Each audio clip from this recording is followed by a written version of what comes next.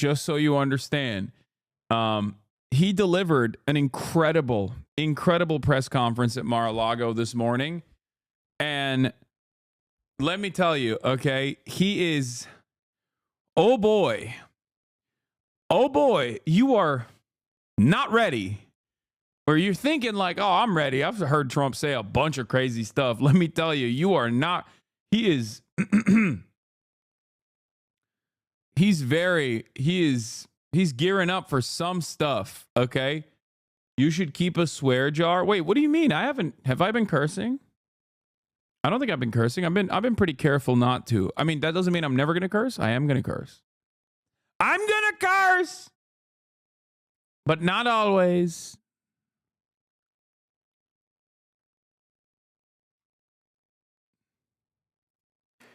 Very respected gentleman.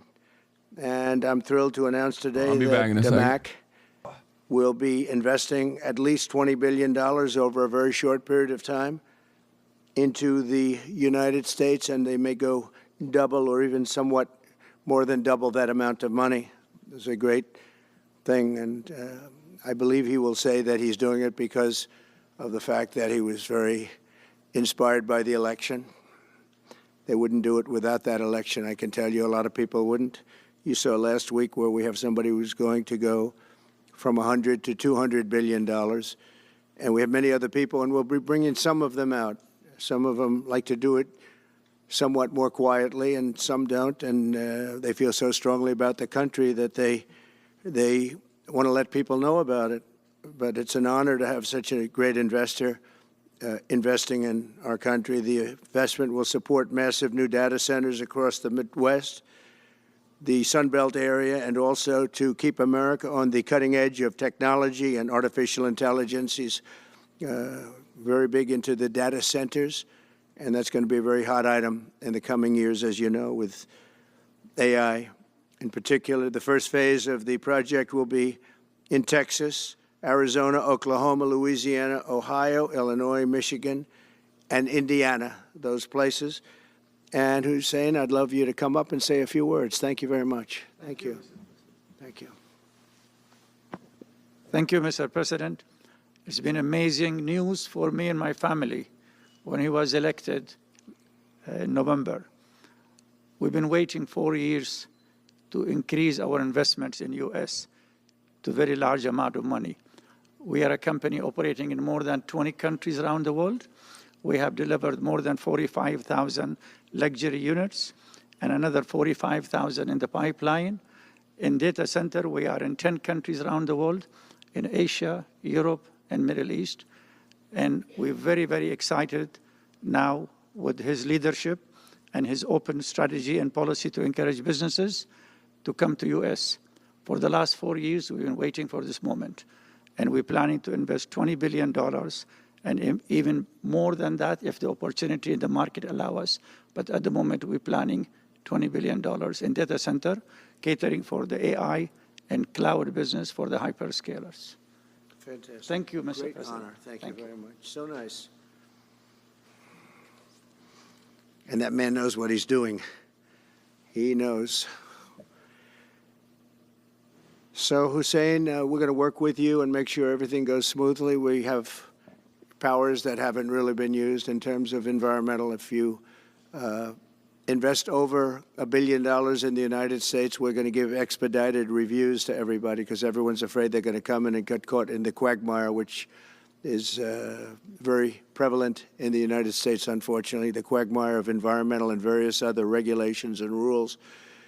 And I made it a point of telling people if you invest $1 billion or more, and we'll do this for people with far less too, but we guarantee it. We're going to move them quickly through the environmental process. Sometimes people held up 12, 13, 14, 15 years. I saw it with plants in Louisiana where I got it approved in literally a week. They were through the review in 1 week after spending 14 and a half years trying to get it, and they were going nowhere. It was a terrible thing. So I've been a victim of that myself over the years, and I think I know all the games and all the tricks that are played, and much of it is... Why is he not talking about the fog? So far, he's talking about all this stuff, but like, why not the fog? What is he hiding? What is he hiding from us? Is just done to stop progress. So we're going to be helping you and everybody else that comes to the United States and wants to invest their money, that you don't get tied up for the rest of your life and you can't do anything. This commitment further underscores that many of the greatest business leaders on earth are seeing a very bright economic future for America since the election. As you know, a lot of positive things have happened. We are inheriting a difficult situation from the outgoing administration, and they're trying everything they can to make it more difficult. Inflation is continuing to rage. Can you please try to not say God's name in vain as well? Oh, that's a good one. Good one, chatter. And interest rates are far too. Yeah, okay. Let's dial it back a bit. Why don't we? Okay. Let's dial it back a little bit. Too high. And I've been disappointed to see the Biden administration's attempt to block the reforms of the American people and that they voted for. We had a landslide election. We won every swing state. We won the popular vote by millions and millions of people.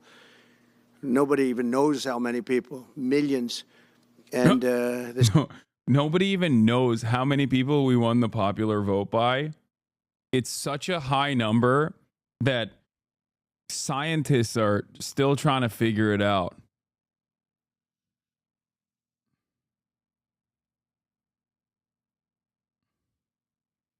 Nobody knows, though. they're still counting in some areas. You know, they're still counting the vote in some areas. Can you believe this? What a place. What a horrible place. One of the things we're going to do is we've got to fix the election so that we get honest counts and they get done by 10 o'clock in the evening or something thereabouts. They have places where they're still counting votes. President Biden's actions yesterday on... He's going to fix it. There's no need to count it ever again. That's why I laugh when people are like, well, since Trump is going to be a lame duck president because he's a one-term president. And I'm always thinking to myself, are you sure about that? I thought we weren't going to have a need for elections any longer. You know what I'm saying? Like, it's a one and done type situation. It's a one-off. You know, we did it. I voted, as we all did, for Donald Trump, as I told you to do so by consistently playing Yo voy a votar por Donald Trump, and we all voted por Donald Trump, and now that's it, one and done. It's king time now. America must restore the monarchy. Offshore drilling, banning. Bro, you're so libbed up right now. What? Yeah, I am. I'm so libbed up, I've decided I'm voting for Donald Trump. That's the maximalist liberal position, is like... Offshore drilling will not stand. I will reverse it immediately. It'll be done immediately. And we will drill, baby, drill. And we're going to be drilling in a lot of other locations. And the energy costs are going to come way down. They'll be brought down to a very low level.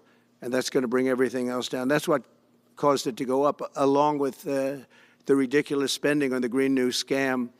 All this money, trillions. Yeah, it was crazy when we did the Green New scam. It was crazy. Remember when we did the Green New scam, dude?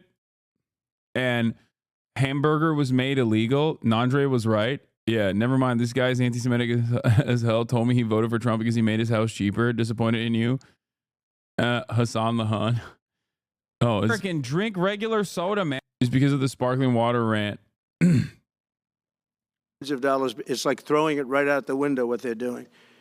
And they're trying to spend so much now. They're just taking money and giving it to anybody that wants it for any project at all, if it's certified under the Green New scam. And they don't work, and it's too expensive. Oh, damn. That's a great one. I hate how he doesn't call it the Green New Steel. I think maybe there's a positive, too positive of an association with Green New Steel. Maybe that's why. Because it's like, Because like, oh, it's a steal, you know? Like that could be positive. Like, oh, it's basically a steal. You might as well do it. That type of situation. That's why he's saying Green New Scam. Even though I do like Green New Steel. But I guess it's also kind of close to Stop the Steal. You don't want to confuse these guys, you know? They don't have a lot going on up there. And, you know, they told me that we're going to do everything possible to make this transition to the new administration very smooth. It's not smooth because they're doing that. They're playing with the courts, as you know. They've been playing with the courts for 4 years, probably got me more votes because I got the highest number of votes ever gotten by a Republican, by far, actually, by a lot. And, you know, we had a great election, so I guess it didn't work. But they're, even to this day, they're playing with the courts. They have their friendly judges that like to try and make everybody happy on the Democrat side.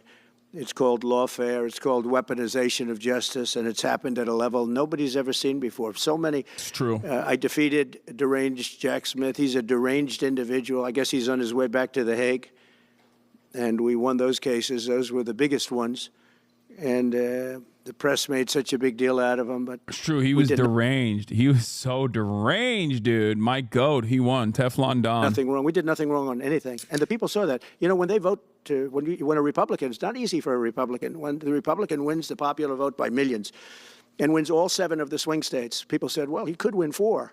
We won all 7, and we won them by a lot. That tells you we won. That tells, and they've been watching this injustice. I call it the Injustice Department. What they've done is so bad. The whole world is... Got him. I thought this was a press conference. Did you guys forget how Trump press conferences work? He just rambles on. Sorry. Question started at 31:10. At 23:58, he says he will change the name of Gulf of Mexico. Yeah, that was amazing. This is how it works, chatters. You forgot he weaves for an hour, okay? He talks about how he won the election by numbers no one has ever seen before. Okay? He's got quants. They're using the Hadron Collider to do computational processes no one's ever seen before to find numbers that do not exist in the textbooks to figure out what the margins of victory look like for me. That's right. Quants.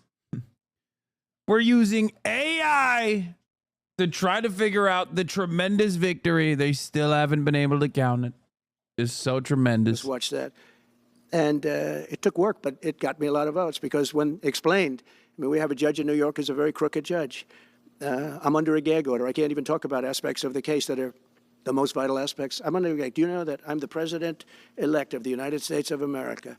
I'm a former very successful president. We had the greatest economy in the history of our country. We had borders that were sealed and beautiful. We had everything was good. We had no wars. We defeated ISIS. We had no wars. Now I'm going into a world that's burning with Russia and Ukraine, with...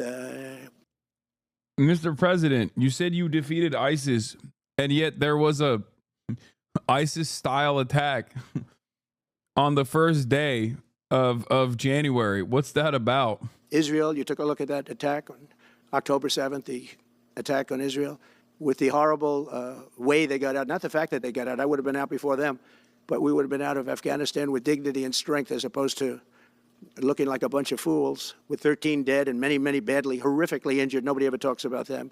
No arms, no legs. Nobody ever talks about them. Oh, my God. Did Biden bring back ISIS? Oh, my God. Oh, my God. I figured it out. Brandon? Dark Brandon said, for my last trick, I'm bringing back ISIS. Oh my God, Yusuf Al-Bidan, yeah. Outrageous, leaving. On his way back, he restored the Islamic Caliphate. I will undermine it. Billions of dollars of brand new military equipment that I bought in the hands of the Afghans and specifically the Taliban. It's the group. And we were doing very well. We would have been out. We would have been respected. I think it's one of the reasons it was so badly handled, that withdrawal where people are jumping onto airplanes, falling off the sides of airplanes when they're 3,000 feet in the air. And nobody's ever seen anything like that, the worst. And because of that, I think Russia went and attacked Ukraine. When they saw that, they said, these guys are incompetent. They don't know what they're doing. But we know what we're doing now, and that's going to all end. And we have a great military. I defeated ISIS. As you know, we're in no wars. I just finished a couple.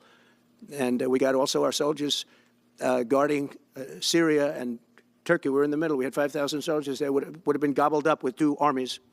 We had one army, 300,000. We had another one, 500,000 or 600,000, getting ready. We had 5,000 people in the middle. I said to a general, how do 5,000 people do in that case? And the general just looked at me and said, not well, sir, not well. And I took him out. And you know what happened? Nothing. I got criticized. I saved 5,000 lives, actually. And we did a great job, and we're going to do an even better job because now we have a tremendous amount of experience. We have people that I can rely on. But the 625 million acres, people can't realize. It's like the whole ocean. Take an acre. You know, an acre, you have a house on a half an acre, on a quarter of an acre, or an acre. If you have an acre, you have a big deal. Now you multiply that by 625 million acres. It's like, feels like the whole ocean. And that's our strength, you know. People can say we manufacture, we don't manufacture. The thing we have oil and gas more than anybody in the world. We're going to have more of it, too. But they took away 625 million acres of offshore drilling. Nobody else does that. And they think they have it, but we'll put it back. I'm going to put it back on day one. I'm going to have it revoked on day one. We'll go immediately if we need to. I don't think we should have to go to the courts, but if we do have to go to the courts, you know, they try to be sneaky. They go in and they sign. Remember, this is a man that said he wants the transition to be smooth. Well, you don't do the kind of things. You don't have a judge working real hard to try and embarrass you, because I did nothing wrong. By the way, I did nothing, absolutely nothing. What do you mean? First of all, I don't think Brandon has any control over anything. He barely has control over his own bowels, okay? Let alone like district court judges and the way that they're operating currently. That's number one. Number two, virtually every part of the legal battles that Donald Trump withstood and won, they're all packing it up. They're all packing it up. They're all like, yeah, my bad. Actually, we were wrong. We were wrong to come after you. My bad. It's all packed up. It's done.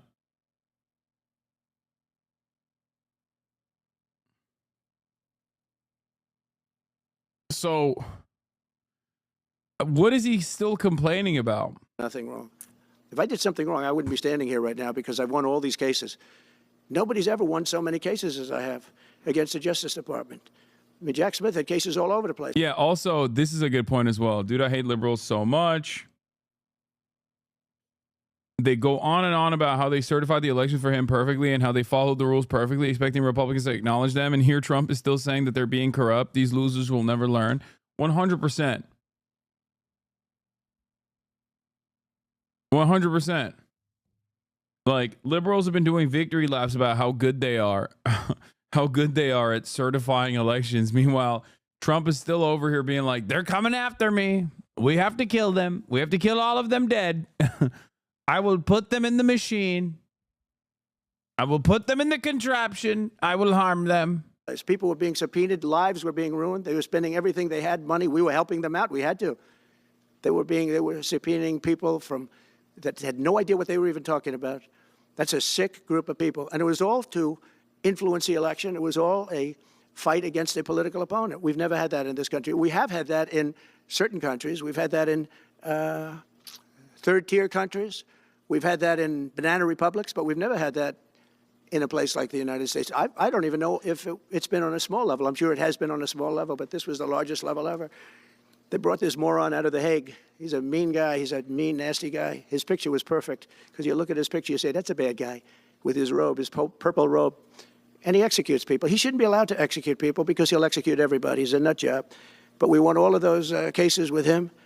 And, I mean, I don't know the judge in Florida, but we had a brilliant judge in Florida that saw right through it. Wait, what do you mean? That was your judge. Yeah. Yeah. Brilliant judge in Florida because she's defending me. And we won the case. She was a brilliant judge with great courage. You know, the left, as we call them, the radical left, they have a way, they play the ref, and they play it very hard. They play the... I appointed her into her position, and she has been playing ball. So, of course, she is brilliant. Best judge of all time. Ref. They go and say horrible things about judges and prosecutors. And some judges and prosecutors say, look, the only way I'm going to get these people off my back is to give victory to them. They're playing the ref. I think it's illegal what they do. It's almost like talking. It's worse than talking to a judge. But the judge in Florida, Judge Cannon, was brilliant and tough, and she didn't stand for it. And I don't know her. Dude. I don't even know. What is her name? Cannon? I guess it's Cannon. I just said it. I don't know. I don't know her name. And never met her until the case, and I don't believe I said even one word to her. But she was very, very strong and very, very brilliant. And her opinion was so brilliant that they dropped their opinion. The Palisades fire is going sicko mode, bro. Does anyone have a like a real-time news coverage over it? Because I want to see what the hell's going on in my backyard, dude. Are you guys exaggerating? Or is it really that bad?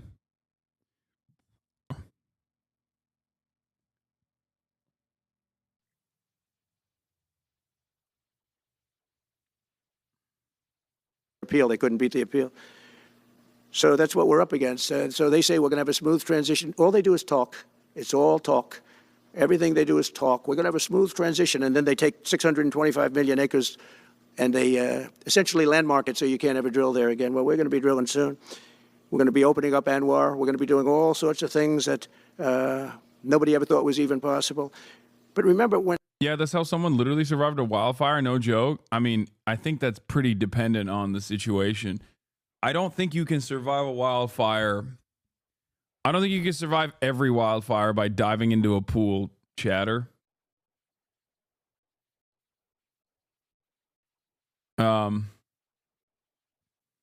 there was a person in California who went into their pool because they couldn't evac and survived. Like what? Was he in a scuba tank? Like, I don't understand. Oh, he did. Oh my God. An Australian man is told how he survived a huge bushfire by jumping into his neighbor's pool wearing scuba gear. Strong winds and high temperatures fueled the fire for 3 days, forcing hundreds of residents and tourists to evacuate the area, but homeowner Peter Fabrici decided to stay behind and defend his property from the flames. Defend his property from the flames? How do you defend your property from the flames? What are you going to do? Spit on it, dude? Haktua. Spit on that thing? How do you... That's so stupid. Australians are operating on an entirely different spectrum, dude. How dumb.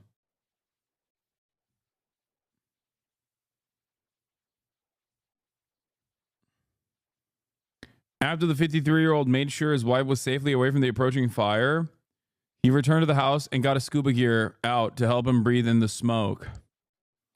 There were spot fires everywhere. The wind was increasing. The smoke was getting thicker and basically stayed with the house as long as I could. After fireproofing his house as best as he could, he included putting sprinklers on the roof. Okay, this guy is crazy. Mr. Fabrici was forced to retreat into his neighbor's pool with the scuba equipment. He remained underwater for about 5 minutes until he saw the blaze pass over him. I held my mask and I just dived headlong into the pool. And that's where I stayed, basically on the bottom, just looking up and seeing the red and the black going over the top. Mr. Fabrici not only managed to save his own life, but his home is still standing. Bro, they're showing this as a successful strategy. Oh my God, Australia is so crazy. Australians are so insane. Sprinklers on roof is normal in Australian bushland. People just do DIY firefighting in Australia? What the hell?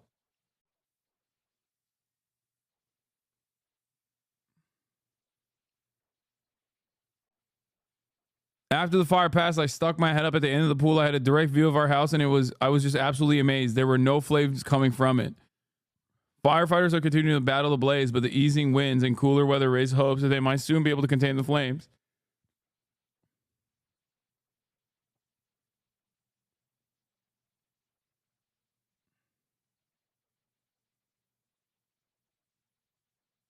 Built a moat around my house to combat wildfires. Hello, how's it going? Today I'm building a moat around my house to combat wildfires. And just to get off the subject, because I couldn't believe it when I heard it yesterday, I couldn't believe the size of it. I mean, you put down a map and put this up, it's just massive. And remember that that's worth probably, I mean, I've had estimates, 40 to 50 trillion dollars. That's more than our national debt. Essentially, he's thrown it away. He's thrown it away. He's taken $50 trillion. So if we owe $35 trillion, he's taken $50 trillion of value and thrown it right out the window. We can't do that. Nobody can do that. One other thing he did yesterday, which was in many ways worse, it's hard to believe it can be worse. He wants all gas heaters out of your homes and apartments. He wants them to be replaced by essentially electric heaters. I don't know what it is with electric. This guy loves electric. We're going to be ending the electric car mandate quickly, by the way. This guy loves electric. And we don't have enough electricity. And then we have AI where we need more. And he wants everybody to have an electric heater instead of a gas heater. He's like, yeah, we gotta use the electricity. We gotta use our grid for the AI and not like electric heaters and things of that nature that are genuinely better, not for the environment necessarily, but just for like the health of the people. We are going to make sure that people are getting carbon monoxide poisoning. I do not care. We are going to... How else will they vote for me? Unless they have... unless they're introduced to these toxic fumes at an early age and then maybe have cancer down the line. How else? How else will we make sure that our beautiful industry of healthcare continues contributing to the GDP? Gas heater is much less expensive. The heat is much better. It's a much better heat. As the expression goes, you don't itch. Does anybody have a heater where you go and you're scratching? And that's what they want you to have. They don't want you to have gas where you don't have the problems of the electric. And what? The source is plentiful. They're much cheaper to operate. They're much better. They work much better. They look much better. 60% of homes and apartments have gas heaters. He wants them all removed quickly. These people are crazy. There's something wrong with them. There's something wrong with them. They also want to go back, and they have already started that, to when you buy a faucet, no water comes out because they want to preserve. Even in areas that have so much water, you don't know what to do. It's called rain. It comes down from heaven. And they want to do, no water comes out of the shower. It goes drip, drip, drip. So what happens? You're in the shower 10 times as long, you know. No water comes out of the faucet. You want to wash your hands. They want to go back to even stronger than what they have right now. As you know, I ended that policy. You can have all the water you want. Makes no difference. It comes weird, especially in certain areas. We have so much water, we don't know what to do with it. But these are all things. They want very, very little water to go into your dishwasher, almost none. And you know what people do? They just keep pressing, keep it going. They end up using more water. Likewise, washing machines. They want in your washing machine to have very little water coming out of the washing machine. So when you wash your clothing, you have to wash it 4 times instead of once. You end up using more water.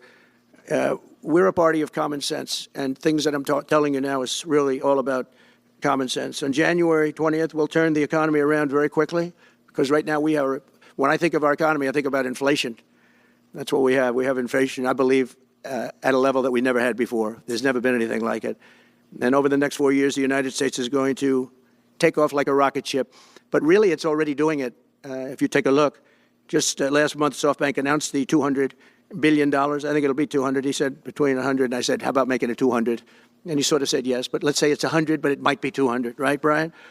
Dollars, United States, creating more than 100,000 jobs. Hussein just announced a tremendous investment that he's going to make, and that's money that's in the bank. He's going to come and do it, and he'll do a great job, and he'll build the best centers in the country, I guarantee, because I know the way he builds.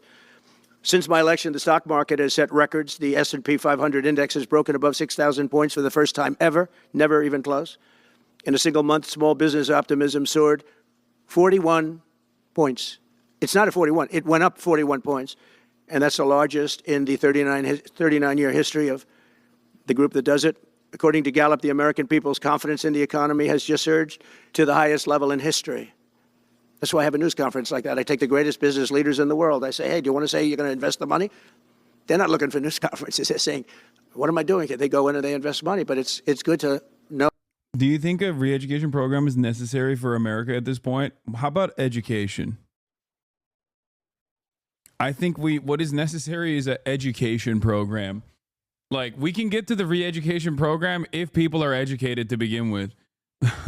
I think we got to start at the point of education first, and then we'll move on to re-education, you know? Know where the smartest business people in the world are investing, and they're investing in the United States.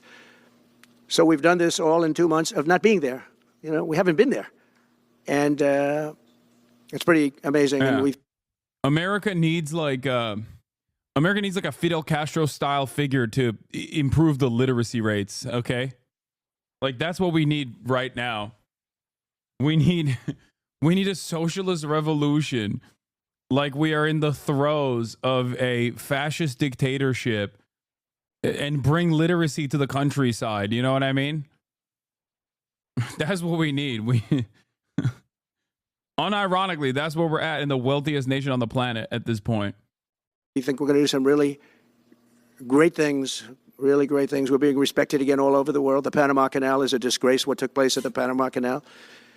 Jimmy Carter gave it to them for $1, and they were supposed to treat us well. I thought it was a terrible thing to do. You know, it was the most expensive structure ever built in the history of our country, relatively. What? It would be the equivalent of substantially over $1 trillion today.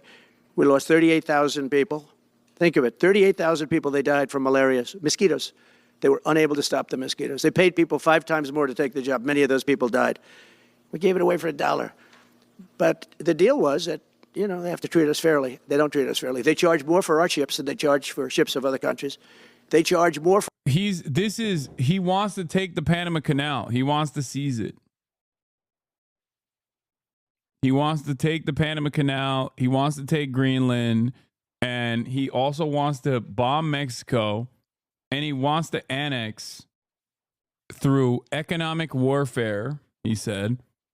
He wants to create economic pressure for Canada until the point of annexation. This is the peaceful dove. You see,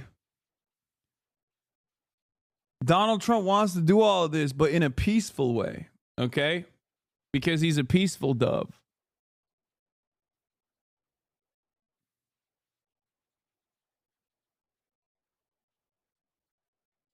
For our Navy than they charge for navies of other countries.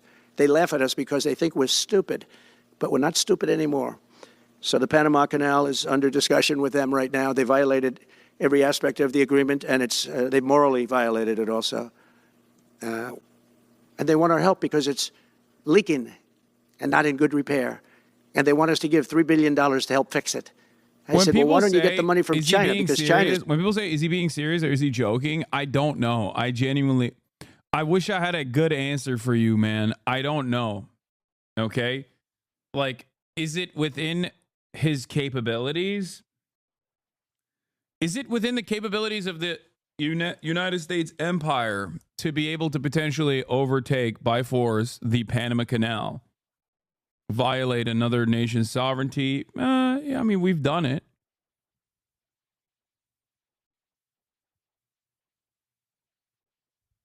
I don't know. I mean, at first I thought he was joking. But he just keeps repeating it over and over again, so who knows? Is basically taking it over. China's at both ends of the Panama Canal. China's running the Panama Canal, and they come to see this Biden, this guy who should never have been allowed even to run for president. Of course, she shouldn't have either, because that never happened. I had to beat 2 people, not 1. But they want $3 billion to fix the Panama Canal that's run by China and makes a lot of money, China. One of the most profitable structures ever built, because you have ships lined up back to Florida, frankly, and they just keep going through, and the numbers are staggering, $500,000 to $1 million a ship. And they took it away from us, meaning we gave it to them for $1. But not going to happen. What they've done to us, they've overcharged our ships, overcharged our Navy. And then when they need repair money, they come to the United States to put it up. We get nothing. Those days are over. Working with the Republican majorities in Congress, we'll cut taxes, slash regulations, raise wages, and boost incomes at a pace the world has not seen before, and certainly not from our country. We had a big chunk of it for the first 3 years prior to COVID coming in my administration. We had the greatest economy in history. We cut the most regulations in the history of our country, and I did that all in 4 years. By 4 times more than any other president cut. We did that in 4 years. And we were just getting started.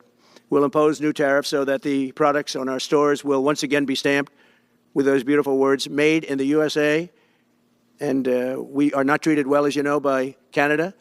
Canada is subsidized to the tune of about $200 billion a year, plus other things. Like, what is that? I don't even know what that means. Like, if Canada's not treating us well, who's treating us well? Damn, dude. Everybody's cooking us, huh? Like, that's America's hat you're talking about, brother. What do you mean? We are not being treated well by Canada is such a funny statement to make as the president of the United States of America. They don't essentially have a military. They have a very small military. They rely on our military. It's all fine, but, you know, they got to pay for that. It's very unfair. I have so many great friends. One of them is the great one, Wayne Gretzky. I said, run for prime minister. You'll win it'll take 2 seconds. But he said, well, am I going to run for prime minister or governor? You tell me. I said, I don't know. Let's make it governor. I like it. What?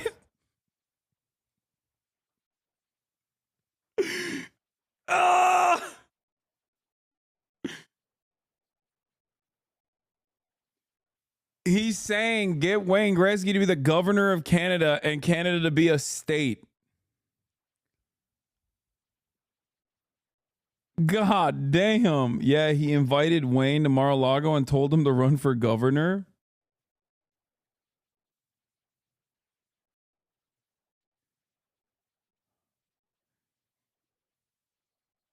Wayne is a MAGA cuck now. He's a disgrace of the country. You will see many such cases of that. It won't just be Wayne Gretzky. There isn't a snowball's chance in hell that Canada will become a part of the United States. Workers and communities in both our countries benefit from being each other's biggest trading and security partner. Uh-oh. Uh-oh. I think we're accelerating the Canadian... I think we are accelerating the ways in which Canada will inevitably have that sweet, delicious, juicy freedom of private enterprise in healthcare.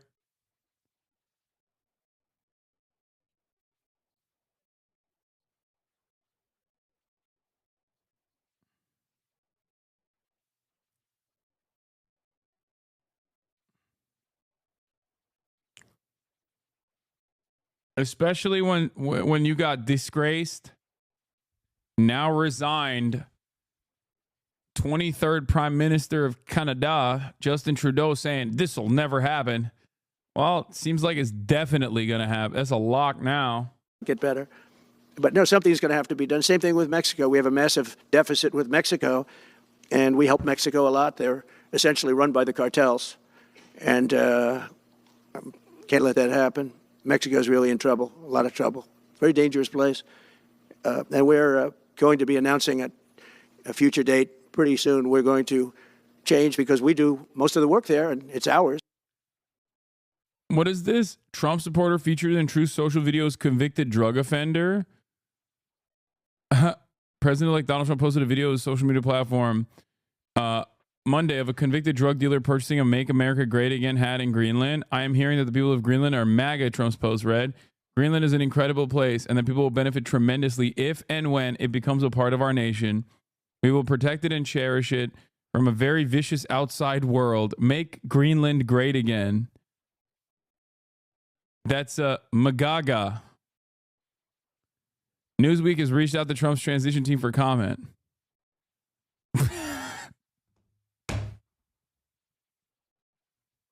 Of course he looks like that. No. Oh, God. Oh, no. Oh.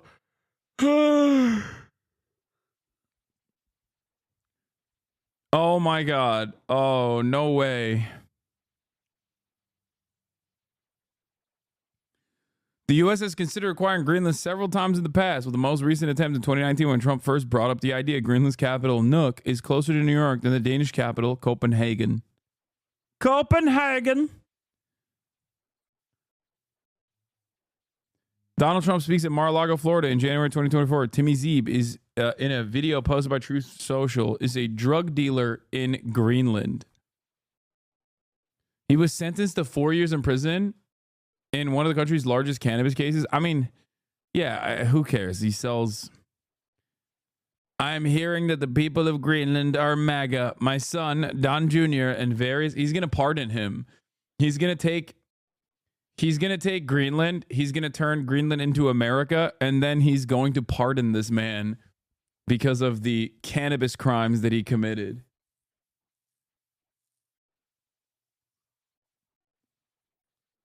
Wait, let's see. I want to watch the video.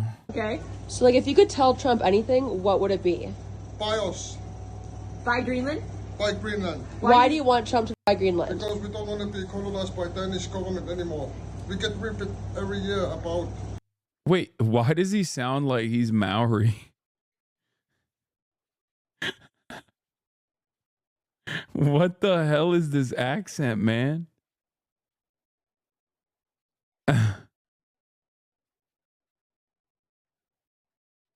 We don't want it, miss. We don't want it. We don't want to be colonized by.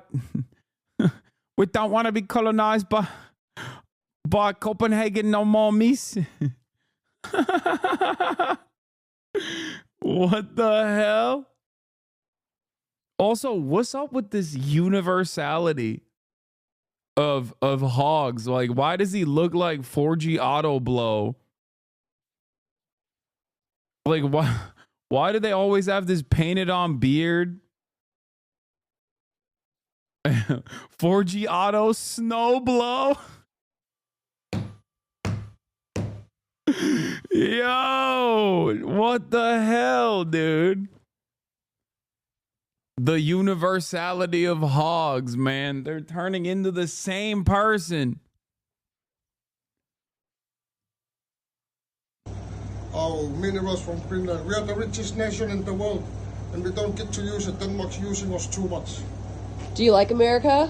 I love America, but people are too fat over there. Okay. Wait, but people are too what? Like America? I love America, but people are too fat over there. What? No.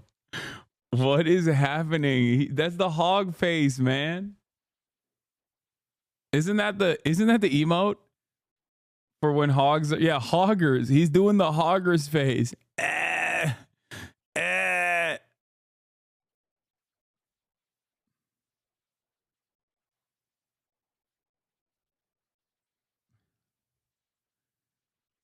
That Arcteryx is fighting for his life. I didn't even know they made it hog size like that. Have you ever seen this insane lib hopium Trudeau tweet? Yeah, I have. Justin Trudeau can become president of the United States in 2028 if Canada becomes the 51st state in America. I know, it's fantastic. Yeah, he should come here to mess up our country too. We're going to be changing, sort of the opposite of Biden, where he's closing everything up, essentially getting rid of $50 to $60 trillion worth of assets. We're going to be changing the name of the Gulf of Mexico.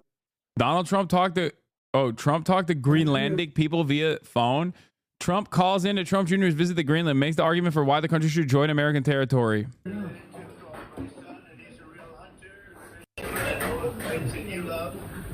I thought it'd be great to go up there with his two very talented friends and the other group, a lot of other people. So I just want to say that it's a very special place.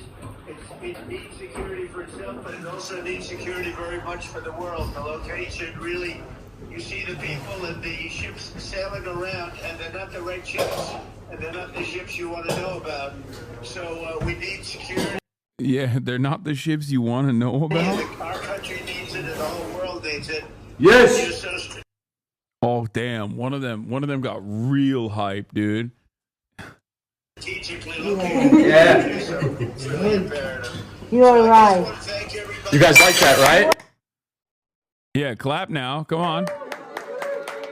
Wait, Charlie Kirk is there too? What is happening?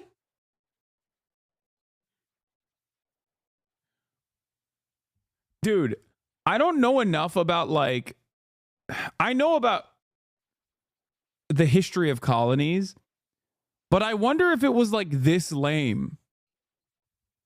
Like even back in the day where they were just like doing whatever the medieval equivalent of this is. It had to have been, right? With like a lot more incest too.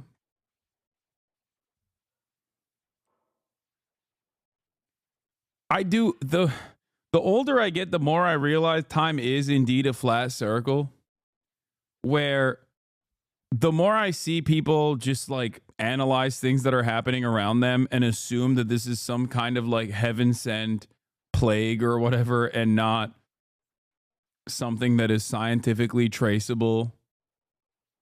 Even with readily available information beyond our phones that are so endlessly accessible, people still choose to not see that at all and assume that it's like some kind of divine intervention. If they're doing that, if they think fog is nanomachines, okay, which is no different than looking at the burning ball up in the sky and thinking that is God and magic, then yeah, this has got to be the same exact thing that was happening back in the day, you know?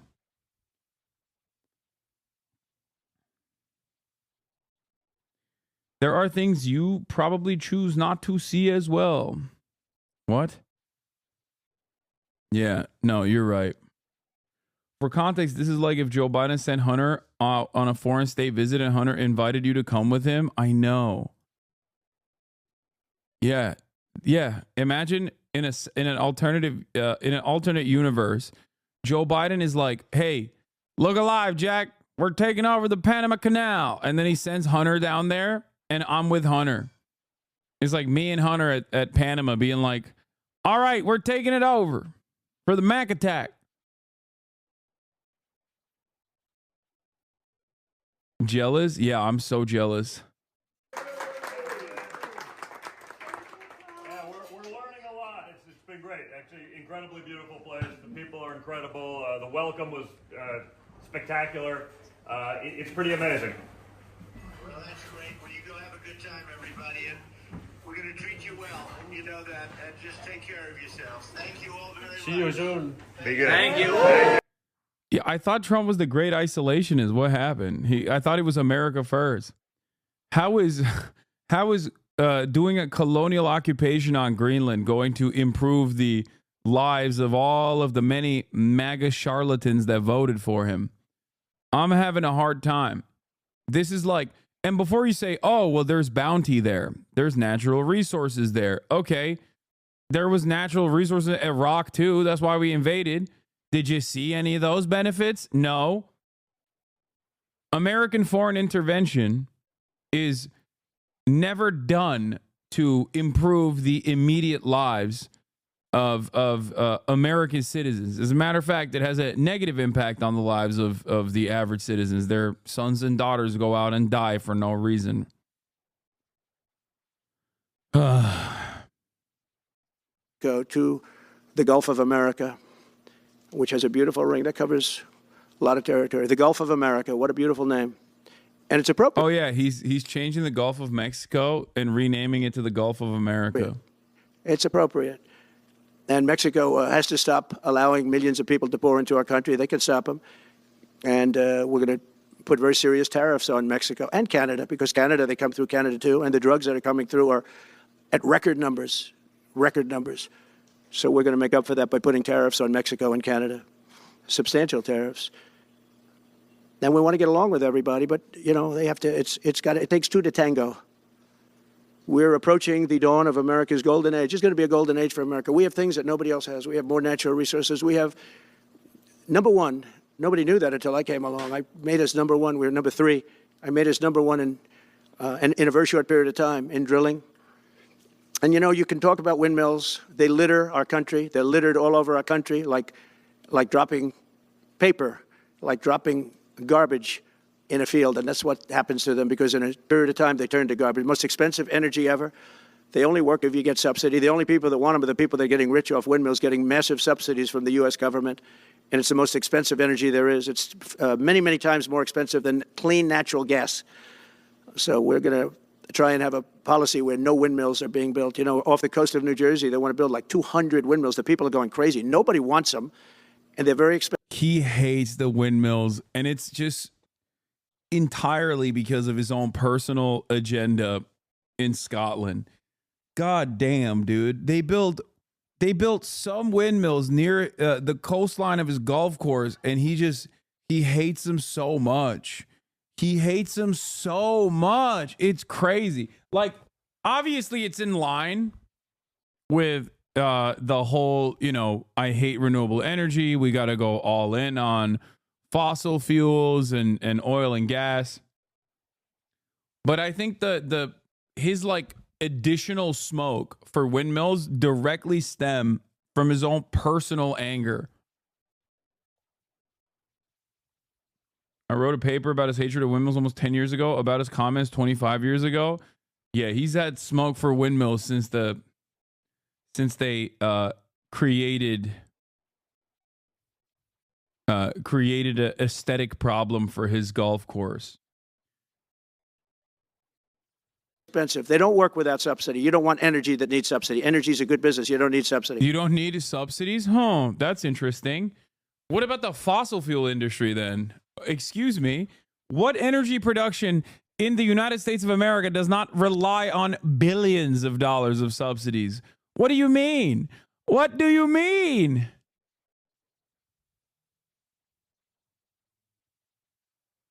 Oh my God. There is nothing. There's no major industry in this country that doesn't require a tremendous amount of subsidies. How much are the subsidies for fossil fuel in 2024?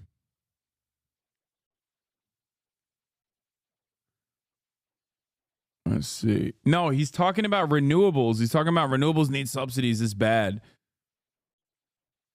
The International Energy Agency calculated the fossil fuel consumption subsidies stood at $620 billion in 2023. It's a sharp decline from the record sum of more than $1.2 trillion in 2022, the year where energy prices soared sharply in the wake of Russia's invasion of Ukraine. Other calculations taking into account the wider ramifications come out with a much bigger number. This is like the globe. I want to see what the American subsidies look like. According to the IMF, the U.S. government ranks second in the world in its support of the oil and gas industry. The U.S. federal and state governments give fossil fuel industry over $20.5 billion in support each year through the tax code, inadequate royalty rates, and direct funding.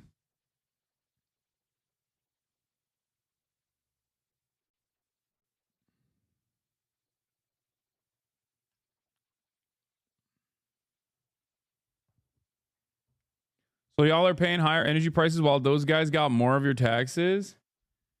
I mean, America doesn't pay that high in energy prices.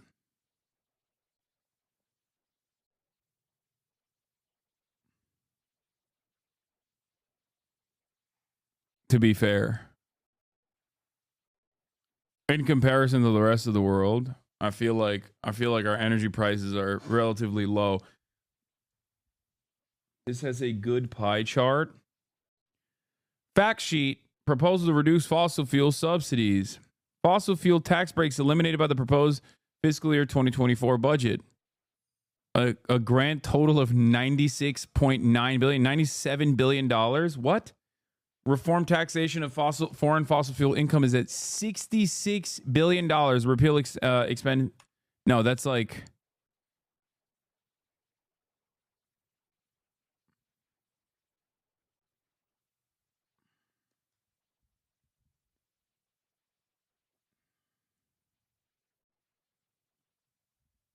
Is it reasonable to think that Trump is threatening to take over the Panama Canal in Greenland in order to get kicked out of NATO instead of outright leaving NATO?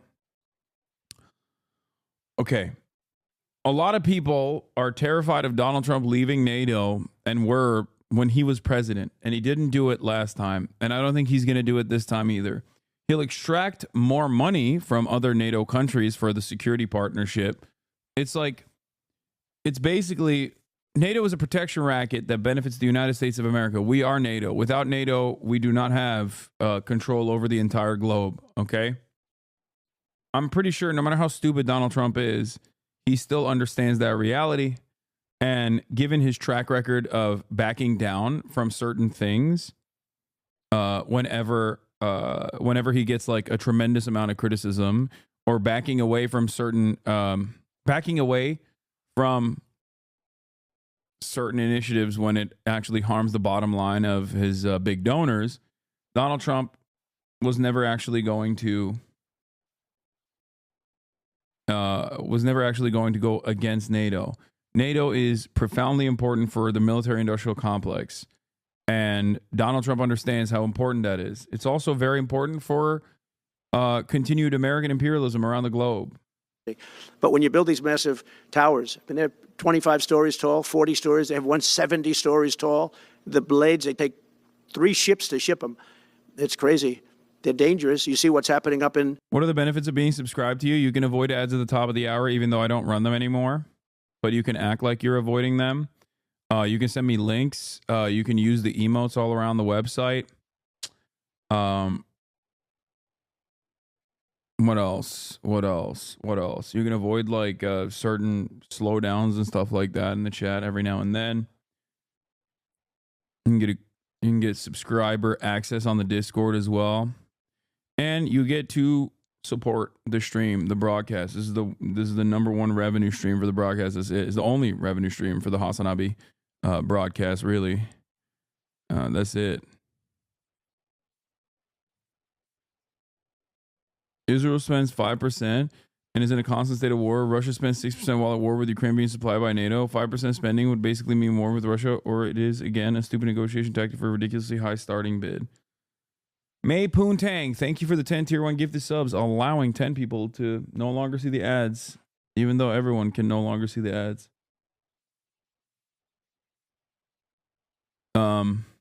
Yeah. All right, let's continue. The Massachusetts area with the whales. So does your merch fund your crippling gambling addiction? My crippling gambling addiction. Yes, famously. No, the merch margins are rather non-existent. Where they had 2 whales wash ashore in, I think, a 17-year period, and now they had 14 this season. The windmills are driving the whales crazy, obviously. And not trying to overtly gas you up, but I hope people understand how much money you don't get because you don't run ads. The ad programs are how most people, even big streamers, make most of their revenue on stream. Yes, 100%.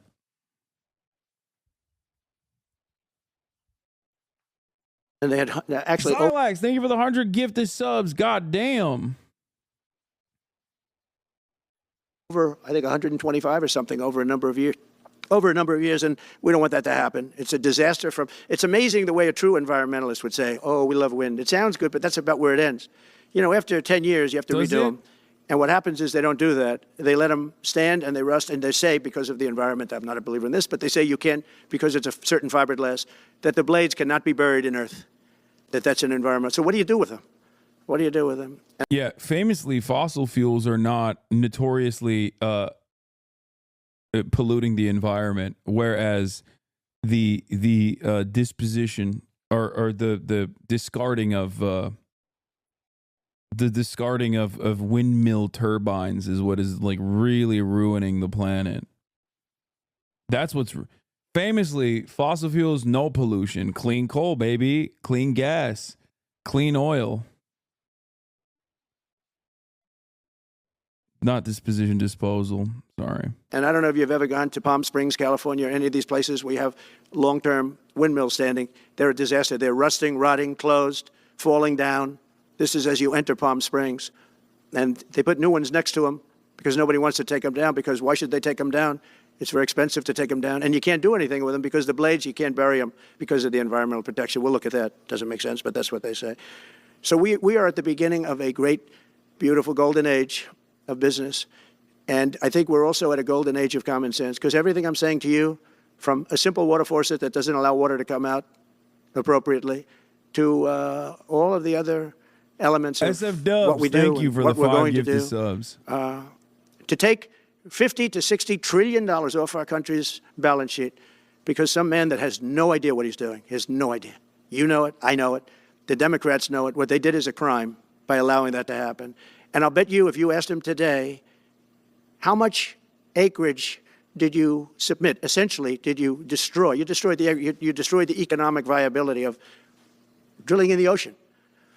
And with AI coming along and all, you know, a lot of people don't realize that AI is going to be a Funny how he doesn't bring up the 8,000 zombie oil wells in Texas. Yeah, the environmental impact in the aftermath of its use cycle for a wind turbine is so minuscule in comparison to the oil and gas industry and their, you know, broadly accepted horrifying practices. I don't even, like, putting it up side by side with one another is just like insane. It's like comparing getting tickled by a child to being shot directly in the head with a .50 caliber. What are we doing? What kind of conversation is this? And it is so, like, it's just so stupid, but it doesn't matter. I need you guys to understand something, okay? I need you to understand something. Things are going to get worse. People are going to get dumber. Okay? And what the truth does not matter. Is it true about the whales though? No, dude, it is not true about the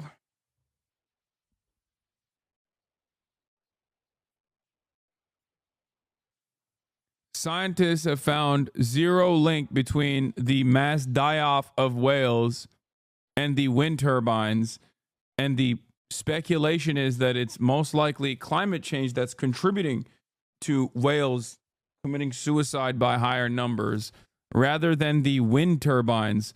So if anything, it's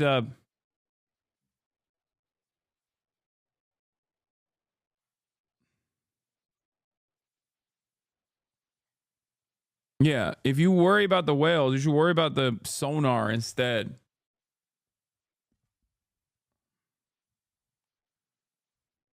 The only time where the wind turbines are somewhat disruptive to the ecosystem is when they're being built. That's it.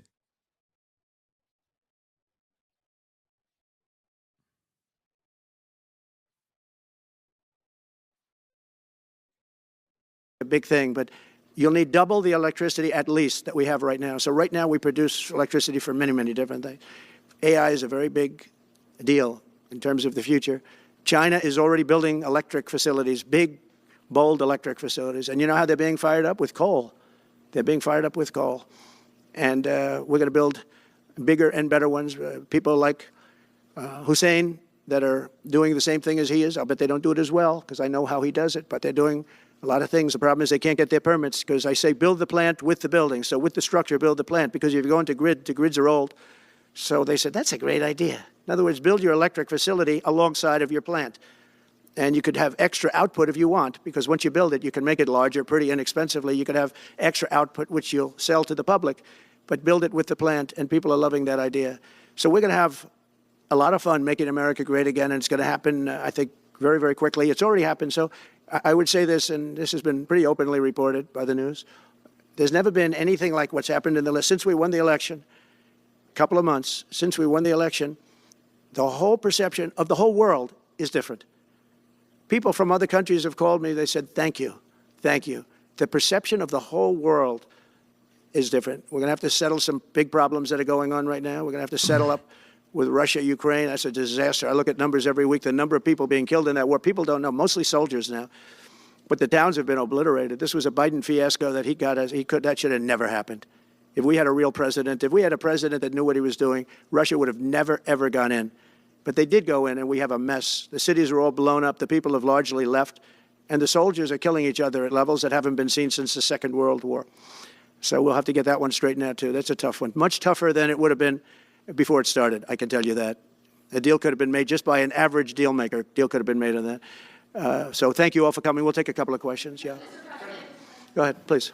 President, thank you. I wanted to touch on the world on fire that you mentioned, but let's start, if we could, with your references to Greenland and the Panama Canal, so forth. Can you assure the world that as you try to get control of these areas, you are not going to use military or economic coercion? No. And can you tell us a little bit about what your plan is?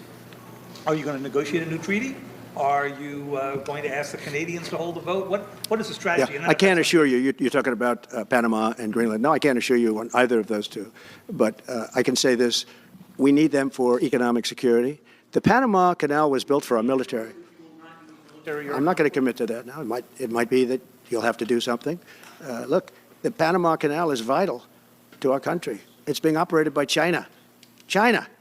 And we gave the Panama Canal to Panama. We didn't give it to China. And they've abused it. They've abused that gift. It should have never been made, by the way. Giving the Panama Canal is why Jimmy Carter lost the election, in my opinion, more so maybe than the hostages. The hostages were a big deal.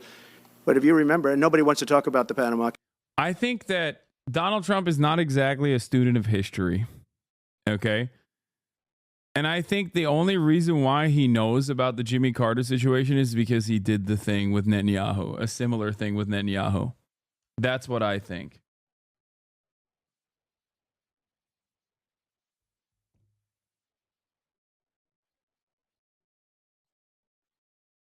I think there's no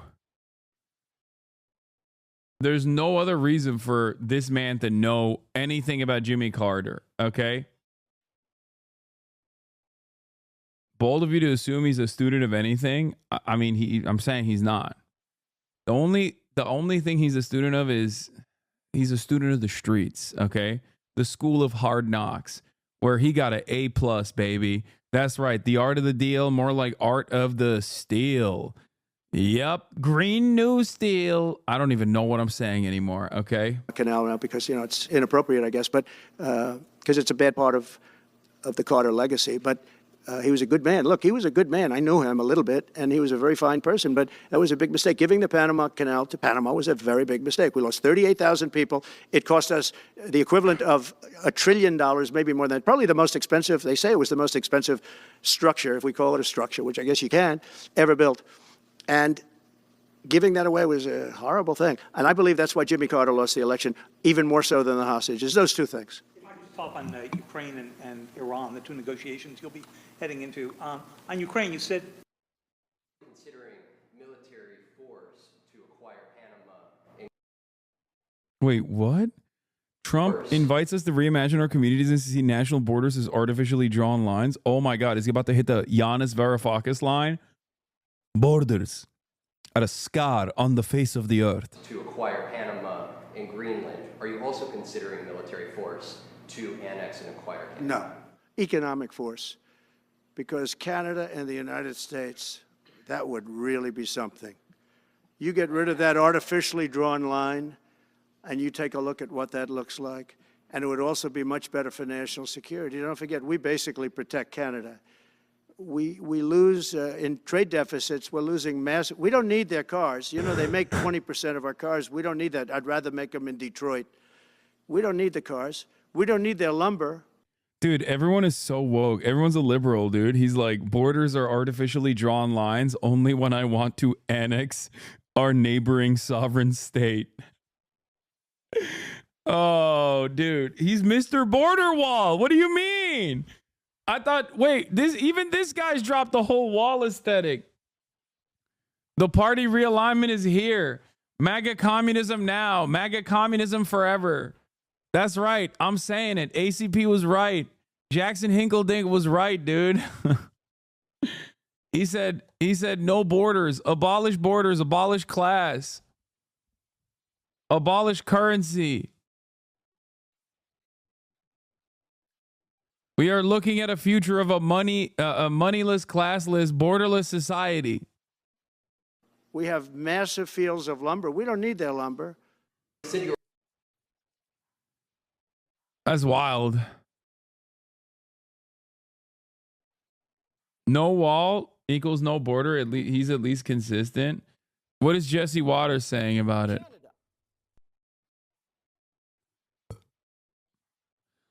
The thing is, like, they're all memeing about it, but I don't know if they're memeing. Canada. At first I wanted it, and I tried to divide it into 2 states. And then I realized we'd be adding Montana, basically, for the Republicans, and electorally like a Texas for the Democrats. And I don't like that. But the fact that they don't want us to take them over makes me want to invade. I want to quench my imperialist thirst.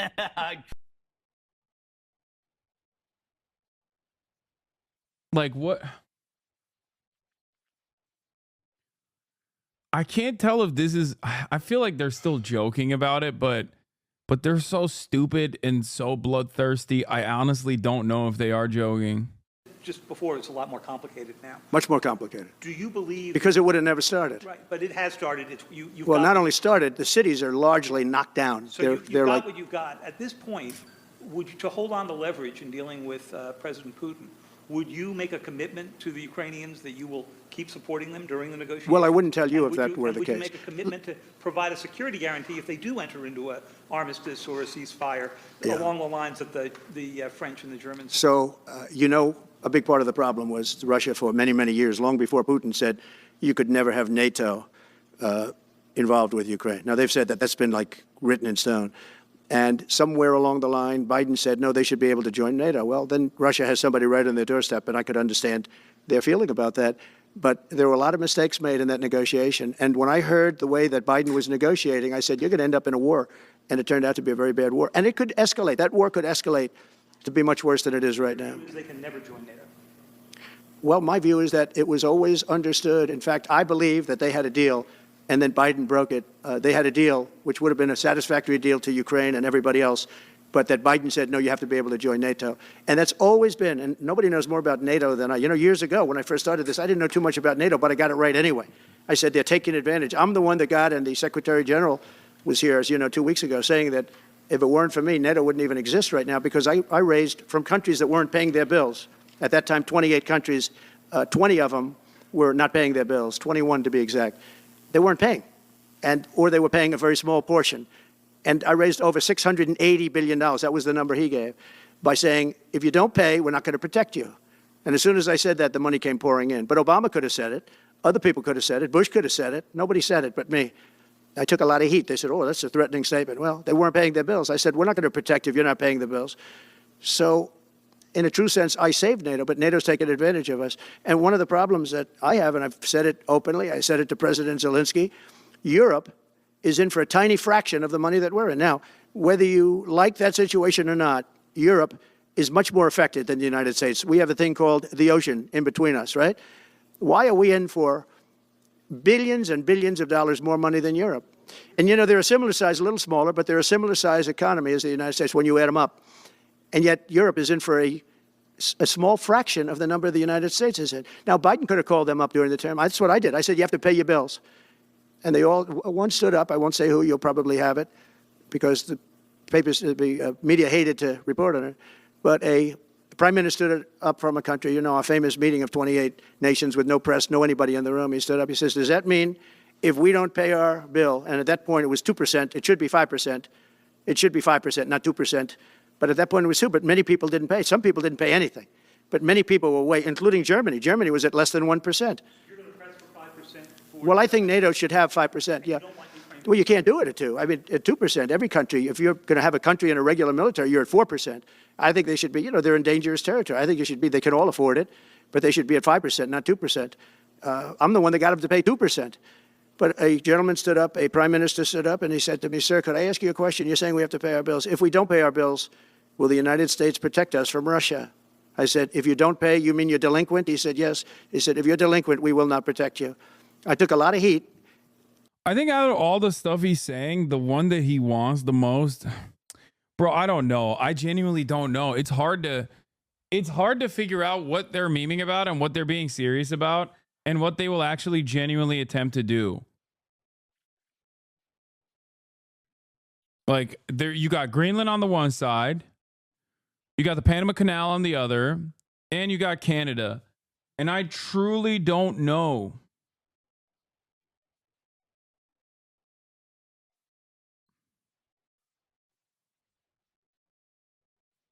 I don't know.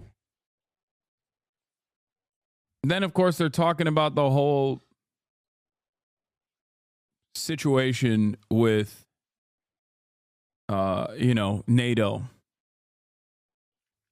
At least it's not the immigrants anymore. Dog, what are you talking about? He said he's going to deport 17 million people. Like, he said that's day one. They've already moved. That I do believe they will take initiatives against. Like, that I think they're going to move on with. I just don't know out of the foreign policy side governments and the tightly wound international cooperative agreements and all these other countries and their own personal interests and whatnot could play a role in undermining some of these goals, right? That's just the way I see it, but I don't know. Although it was somewhat closed door, I took a lot of heat from the media. And you know what happened? The money started pouring in. That's why NATO has money. And the Secretary General said it was the most incredible thing he had ever seen in a negotiation. Now, if I would have said, yes, we will, nobody would have paid. If I would have loved to say, yes, we'll protect you even if you don't pay. But that's not the way life works. Mr. President, two questions related to each other. First, you said on your first day of office you were going to pardon January 6th defendants. Are you planning to pardon those who were charged with violent offenses? Well, we're looking at it, and we have other people in there. And as you see, I guess 24 or 28 people came now from the FBI. That came out very quietly. Nobody reported it, but they had so people. We're kicking out immigrants, but also taking Canada and Greenland. I mean, the Canada one is the silliest one, I think, out of everything that he's stating. But like, the Canada one is the annexation of Canada is the stupidest one that he's mentioning out of everything that he's talking about. Like, but Panama Canal, having like some kind of security cooperation over the Panama Canal, that I can see. Having American military bases on Greenland, and a security cooperation over Greenland, that I can see. Notice how he doesn't talk about annexing Mexico. That's because he wants to put all the immigrants there. And then he wants to bomb Mexico. So that's what we're doing with Mexico. We're going to push all the immigrants there and then we're going to bomb it. Because we're fighting the cartels. In some form related to the FBI. They had 4 or 5 people that were strongly related to the FBI. We have to find out about that. We have to find out about Hezbollah. We have to find out about who exactly was in that whole thing, because people that did some bad things were not prosecuted. I see it all the time, and you see it too. People that were doing some bad things weren't prosecuted, and people that didn't even walk into the building are in jail right now. So we'll be looking at the whole thing, but I'll be making major pardons. Yes, please. Please. On Jack Smith's report. Good afternoon, Mr. President. It's good to see you again. 2 questions about Syria and the ongoing war in Gaza. About Syria, the Pentagon disclosed last month the U.S. has some 2,000 troops in Syria. That's almost double the number initially we were told of 900. Will you keep that troop capacity the same upon taking? Well, I won't tell you that because it's part of a military strategy, but I will say it was Turkey. Turkey's been after that country in different names and different forms and shapes for 2,000 years. Those people that went in are from Turkey. And President Erdogan is a friend of mine. He's a guy I like, respect. I think he respects me also. He's the one that didn't go after certain people after I requested that he not. You know who I'm talking about, the Kurds. I don't know how long that's going to, because they're natural enemies. They hate each other. But he didn't do that yet. And he didn't do it in the past also. He started, and I said, please don't do that, and he didn't do it. So, but if you look at what happened with Syria, Russia was weakened. Bro said natural enemies like they're Pokemon, dude. Yeah. As a Turk, the Kurd is my natural enemy. Since I'm a Pokemon, and I see a Kurd, and I think, and then the Pokemon fight music starts. Bum, bum, bum, bum, bum, bum. Brr, brr, brr, brr, brr, brr, brr. Oh no, it's a Kurd type. It's a Kurd type Pokemon. That is my natural enemy. Meanwhile, we got the Greeks right there. How are you going to discount the real natural enemy of the Turk?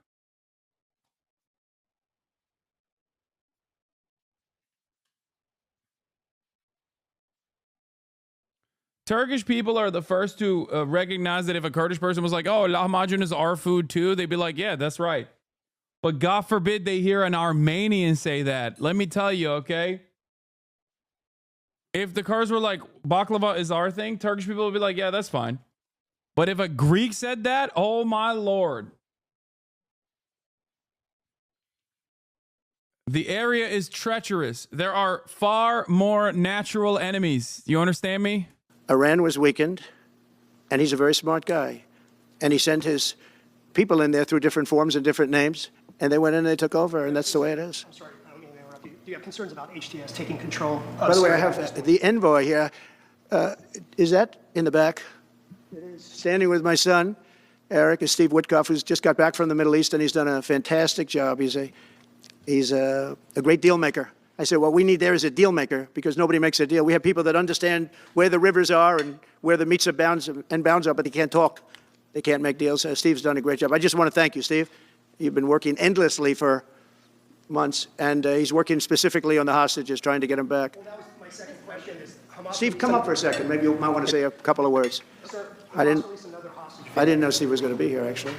Neither did I. He's done a fantastic job, and it's a dangerous job, too, and we appreciate it. He didn't know about this kind of danger and the other deal-making he does. Now he sees a lot of big danger. Come on up, Steve. Mr. President, can I ask you a second part of that? Hamas Yeah, released just one another second, hostage please. video. I'm going to give you a little report on the hostages, if I can. Steve? Thank you very much. Thank you, Mr. President.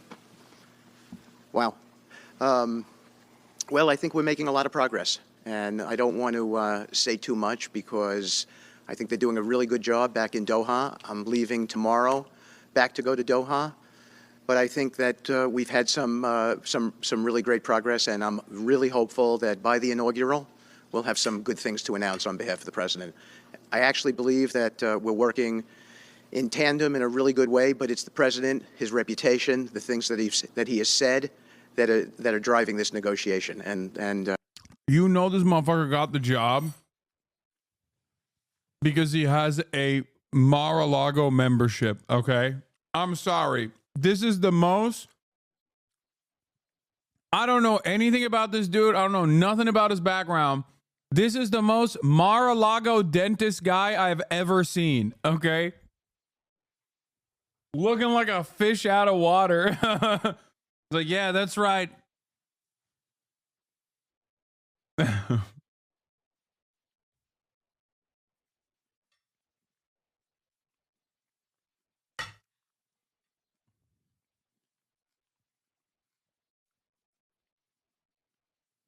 Oh my God, he's a real estate investor, landlord, and founder of the Witkoff Group.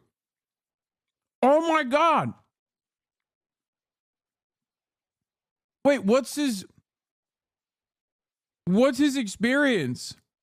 He was involved in financing the Fontainebleau Las Vegas? That's... Oh my God, it's worse. He's not even a dentist.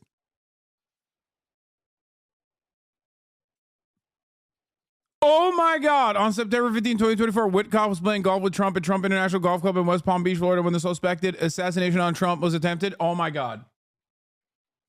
I didn't want to lock it so hard, but God damn, he is so one-note. He is so predictable. It's crazy. so hopefully it'll all work out and we'll save some lives. I believe we've been on the verge of it. I don't want to discuss sort of what's delayed it. There's no point to be negative in any way. But I think it's the President, his stature, what he said he expects, the red lines he's put out there, that's driving this negotiation. I'm going back probably either this evening or tomorrow night. Are you confident there'll be a deal before January 20th, or is that something that's likely to happen? If there's a deal even at all, we've been hearing this now for the better part of... I know. I would say... They better be. Right. I would say that the President is exasperated. I don't want to talk for him, but look, I don't know anyone who delegates better than President Trump. He gives us a lot of authority to speak on his behalf, and he exhorts us to speak emphatically. And emphatically means you better do this, because the alternative... Do you think they're waiting for President Trump to take office? No, I think they heard him loud and clear. Better get done by the inaugural. But when you say all hell will Before be I paid, take office. all hell must be paid if they don't release the You know what that hostages. means, don't you? Well, Do I have to define it for you? Look, all No, I know hell you're not will gonna break out. telegraph If what- those hostages aren't back, I don't want to hurt your negotiation. If they're not back by the time I get into office, all hell will break out in the Middle East. Can you elaborate? And it will not be good for Hamas, and it will not be good, frankly, for anyone. All hell will break out. I don't have to say anymore, but that's what it is. And they should have given them back a long time. They should have never taken them. There should have never been the attack of October 7th. People forget that. But there was. Yeah, people forget October 7th Many all the people time, man. are killed. They're no longer hostages. I have people from Israel and others calling, begging me to get, we had also people there from the United States, just so you know. They're holding some so-called hostages from the U.S. But I've had mothers come to me and fathers crying, can I get the body of their son back? Can I get the body of their daughter back? That beautiful girl where they threw her in the car, pulled her by her ponytail and threw her in the car like she was a sack of potatoes. I said, what happened to her? So she's dead. Like a 19, 20-year-old beautiful girl.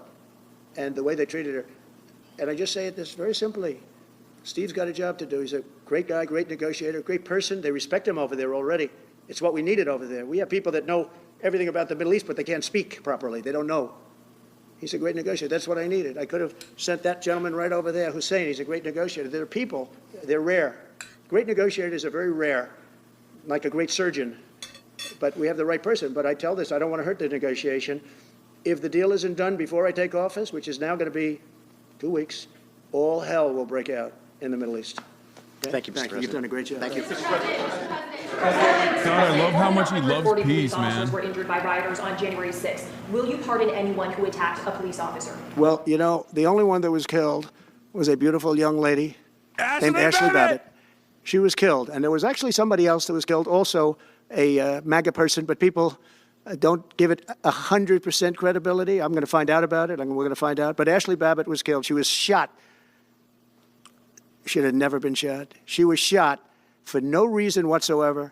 In fact, they say that she was trying to hold back the crowd, and the crowd was made up of a lot of different people, so we'll see. But I will tell you this, the person that was killed was Ashley Babbitt. The other thing is, when they talk, you know, there was never charges of insurrection or anything like that. But if there were, this would be the only insurrection in history where people went in as insurrectionists with not one gun, okay? And let me tell you, the people that you're talking about have a lot of guns in their home for hunting and for shooting and for entertainment, a lot of good reasons. But there wasn't one gun that they found. And why didn't they find the bomber, the pipe bomber? You know, they know who the pipe bomber is. The FBI knows who it is. The status of the FBI has gone down so far, and the status of the DOJ, or as I call it, the Department of Justice, it's the Department of Injustice, being laughed at all over the world. That would be DOI, stupid. And hopefully with Pam Bondi and with Kash Patel and with other people that we're putting in, that will all come back. If you do a poll in the FBI, I guarantee I'm at like 90% with the agents of the FBI, but they have hurt that incredible place. Law enforcement, I mean, you think of the FBI, they raided this house. By the way, they could have told me, could I see this? I would have given them, I actually told them, come in anytime you want. You can see anything. They raided the house, and the case was dismissed. And now I'm in litigation. I'm suing them for doing that. And I feel so badly doing it. I'm the President of the United States, and I'm suing the United States, but I'm suing them for other things, too. The FBI has gone so, its reputation has been so horribly hurt between Comey, who is the worst, and all of the others. What's happened to the FBI is, and we're going to make it great again. We're going to make the FBI great again. We're going to make the Department of Justice fair and strong, but fair again, because all they did was attack me because I'm their political opponent, and that includes with local judges like Marchand. You ought to find out. Ask them, why do I have a gag order where I'm not allowed to speak? Think of it. I'm the President of the United States, and I'm not allowed to speak. Why? Because if I did speak, people would understand the scam. It's a scam. And we have very dishonest judges, and New York judges are very bad. We had one that valued this house at $18 million because it was good for their case. He actually valued that chandelier is worth more than $18 million. He valued this house at $18 million. And we have another one who was so nasty, so horrible, such a brute, most vicious, vile person. These are New York judges. But we've won most of the cases, so we're very happy about that. Please. Back on Greenland, your position is clear, but have you directed your staff to take specific actions to drop plans? And can you elaborate again? You didn't rule out military coercion. Well, we need Greenland for national security purposes. I've been told that for a long time, long before I even ran. I mean, people have been talking about it for a long time. You have approximately 45,000 people there. People really don't even know if Denmark has any legal right to it. But if they do, they should give it up because we need it for national security. That's for the free world. I'm talking about protecting the free world. You look at, you don't even need binoculars. You look outside, you have China ships all over the place. You have Russian ships all over the place. We're not letting that happen. We're not letting it happen. And if Denmark wants to get to a conclusion, but nobody knows if they even have any right, title, or interest. The people are going to probably vote for independence or to come into the United States. But if they did do that, then I would tariff Denmark at a very high level. Have you asked your staff to drop plans for acquisition? I mean, are you active? No, we're not at that stage, but we have people. I haven't even entered office yet. Secondly, sir, Elon Musk has drawn some China's over there like licking its lips. Some of his lips. actions and provocative statements about foreign affairs, including in Europe. Your reaction to that, is that appropriate for... You mean where he likes people that tended to be conservative? I don't know the people. I can say Elon's doing a good job, very smart guy. I don't. Yeah, start sanctioning every European country. Allow China to get the microchip technology from the Netherlands. Lose out on any sort of global influence that we might have had. Allow China to become even more of a leader in multiple key sectors. Masterful gambit. Don't know the people you're talking about. He was, I know he said some negative things about a couple of people that are running for office, but that's not so unusual. Yes, please.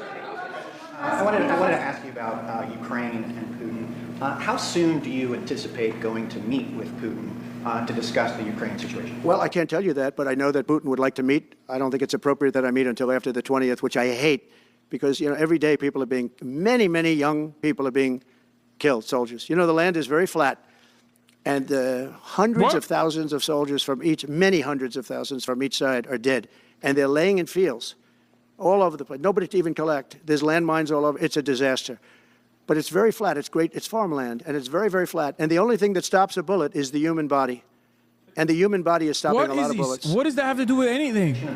Within the first 3 to 6 months. I hope to have 6 months. No, I hope long before 6 months. Look, Russia's losing a lot of young people, and so is Ukraine. And it should have never been started. That's a war that should have never happened. I guarantee you, if I were president, that war would have never happened. Who would you like to nominate to replace Michael Barr as vice chair for the board? I'll be announcing somebody. If we were to work under the assumption that you're serious about making Canada 51st state of the United States. I think it's pretty awesome that Donald Trump is so vehemently opposed to Biden and the Democratic Party that he ends up making like a weird argument that it's not actually Vladimir Putin's fault that he invaded Ukraine. It's actually still Joe Biden's fault.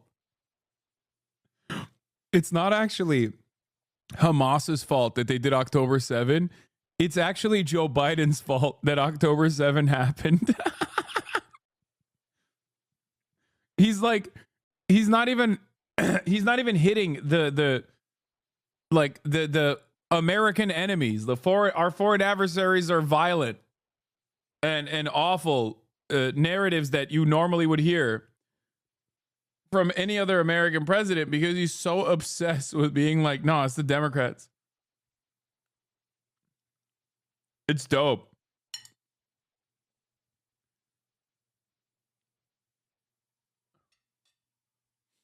I don't think they care about saving the U.S. empire at this point. I think they just want to capitalize on the inevitable collapse and loot the U.S. economy post-USSR oligarch style. I mean, but that's what that's what holds everything together. The leader of the Conservative Party in Canada said, under no circumstances will ever be the 51st state. Maybe he won't win, but maybe he will. I don't care. You had suggested. Listen, I don't care what he says. But Sir Lopez, you said you were considering military force to acquire Panama and Greenland. Are you also considering military force to annex and acquire Panama? No, economic force, because Canada and the United States. That would really be something. You get rid of that artificially drawn line, and you take a look at what that looks like, and it would also be much better for national security. Don't forget, we basically protect Canada. But here's the problem with Canada. So many friends up there. I love the Canadian people. They're great. But we're spending hundreds of billions a year to protect it. We're spending hundreds of billions a year to take care of Canada. We lose in trade deficits. We're losing massive. We don't need their cars. You know, they make 20% of our cars. We don't need that. I'd rather make them in Detroit. We don't need the cars. We don't need their lumber. We have massive fields of lumber. We don't need their lumber. What? We have to unrestrict them because stupid people put, restrictions on, but I can do that with an executive order. We don't need anything they have. We don't need their dairy products. We have more than they have. We don't need anything. So why are we losing $200 billion a year and more to protect Canada? And I said that to, as I called him, Governor Trudeau. I said, listen, what would happen if we didn't subsidize you, if we didn't, because we give them a lot of money. We help them. As an example, we're buying icebreakers. And Canada wants to join us in the buying of icebreakers. I said, we don't really want to have a partner in the buying of icebreakers. We don't need a partner. But no right. Nope, no right. Here's what we have. We have a right not to help them with their financial difficulties because we owe $36 trillion too. We're going to start knocking it out pretty fast, but we're going to be able to do it because of energy and other things. But no right. No right. But why are we supporting a country, 200 billion plus a year. Our military is at their disposal. All of these other things, they should be a state. That's why I told Trudeau when he came down, I said, what would happen if we didn't do it? He said Canada would dissolve. Canada wouldn't be able to function if we didn't take that 20% of our car market. You know, again, they send us hundreds of thousands of cars. They make a lot of money with that. They send us a lot of other things that we don't need. We don't need their cars, and we don't need the other products. We don't need their milk. We get a lot of milk. We get a lot of everything. And we don't need any of it. So I said to him, well, why are we doing it? He said, I don't really know. He was unable to answer the question, but I can answer it. We're doing it because of habit, and we're doing it because we like our neighbors, and we've been good neighbors. But we can't do it forever, and it's a tremendous amount of money. And why should we have a $200 billion deficit and add on to that many, many other things that we give them in terms of subsidy? And I said, that's okay to have if you're a state. But if you're another country, we don't want to have it. We're not going to have it with European Union either. European Union, we have a trade deficit of $350 billion. They don't take our cars. They don't take our farm product. They don't take anything. And so we're not going to have it with them either. Brian, go ahead. Yes. Happy New Year, by the way. Thank you. We have some breaking news. You may not be aware of this, but it looks like Canada has blocked the DOJ from releasing the Smiths report until further court proceedings. Get your thoughts on that. That's a big story. Yeah. So if I get it right, the fake witch hunt started by the DOJ having to do with books and records, and Biden had many more, and he wasn't protected by the Presidential Records Act. I was. But all of that fake stuff that took the lives of people, I mean, literally destroyed people. People are destroyed because of what they did. Destroyed. What? He got to be president. But Biden did it for 40 years. He did it when he was a senator. That was illegal. And they ruled it was illegal. How about that? They said, it's illegal, but he's unfit to stand trial. So he can stand and be president of the United States, but the prosecutor found that he's unfit for trial. I was going to use that as a major talking point, but I never got to use it because all of a sudden I had a new candidate who was also sort of unfit to stand trial, right? But so what you're saying is that the judge just blocked the, so Cannon was thrown off the case. They dropped their appeal because he had no case. They dropped all of that, the lawsuits against us. They lost the lawsuit. So this is Deranged Jack Smith. So he dropped the lawsuits. He was told to by the DOJ because they had no lawsuit. They lost in court in front of a very strong and a very brilliant judge. They lost in court, and that pertained to other cases in other courts. So he wanted to do a report just before I take office, probably. So he'll do like a 500-page report, and it'll be a fake report just like the investigation was a fake investigation. And I said, well, wait a minute. This guy was thrown off in disgrace. In disgrace. He's going back to The Hague or wherever they're going to send him. In disgrace. Because he failed so badly. Because it was a fake case against a political opponent. They thought they were going to use this to beat me. So what you're saying is, I'm just hearing that they're not allowed to issue the report. So if they're not allowed to issue the report, that's the way it should be. Because he was thrown off the case in disgrace. Why should he be allowed to write a fake report? It'll only be a fake report. That's great news. Yeah. Good. And if I can just follow up real quickly, you want to comment, many Americans are angry that we're sending millions of dollars every month to the Taliban. Do you anticipate? It's not even believable. Billions of dollars, not millions, billions. We pay billions of dollars to essentially the Taliban, Afghanistan. And that's given by Biden. That's the same man that took away $50 to $60 trillion worth of value from the United States. Think of it, probably our most valuable asset. Took away our most valuable asset. This can't be allowed to happen. We are now a nation of common sense. When he does that, 625 million acres, this can't be allowed to happen. Thank you for the information. Yes, most other people probably knew about it, but they wouldn't have told me, right? On the campaign trail, you vowed to bring down the prices at grocery stores very fast. Yeah, we will do it fast. But then you recently told Time Magazine that bringing down prices would be very hard. So what can the American people expect when you get into office? It's always hard to bring down prices when somebody else has screwed something up like they did, but we'll bring them down. We'll get them down. Energy is going to bring down prices. We're going to have a lot of energy, and energy is what brought it up. Energy and their bad spending is what brought it up, and energy is going to bring it down. We're going to have prices down. I think you're going to see some pretty drastic price reductions. As an example, food, bacon, ham, apples, everything has gone through the roof. It's one of the reasons I won. So as you know, I said it, inflation was one of the reasons I won, but I think the biggest reason I won was the fact that they are allowing prisoners to come into our country. They released their prisoners, their murderers. Thousands of murderers are now walking around the streets of our cities and farmland all over. Murders, people that have killed, many, 32% have killed more than one person. They release them from their jails, their What? prisons, and their mental institutions and insane asylums into our country. I believe that's the reason we got such a large vote. Right, maybe one or two more questions? Yeah, please, go ahead. 32% have killed more than one President Carter person? laying in state today in Washington, you had some harsh words for him about the Panama Canal. Is there any disconnect there? Do you feel a little bit bad about doing that on this day? No, I liked him as a man. I disagreed with his policy. So, hey, he thought giving away the Panama Canal was a good thing. Brother, he says in the same breath that there are 20 million undocumented migrants currently on U.S. soil, and then turns around and claims that 32% of undocumented migrants have killed at least one person.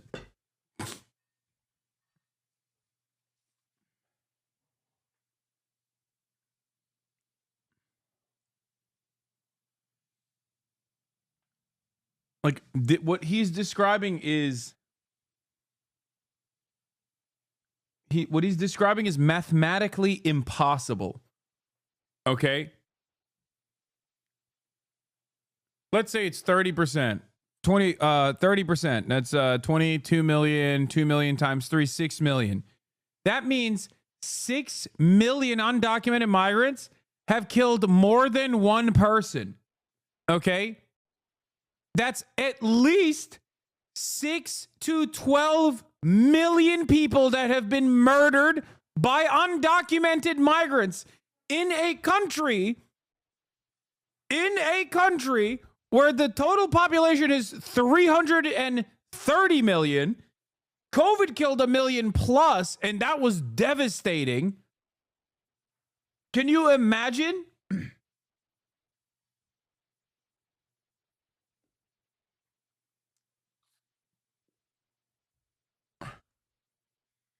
What is this fucking statistic, man?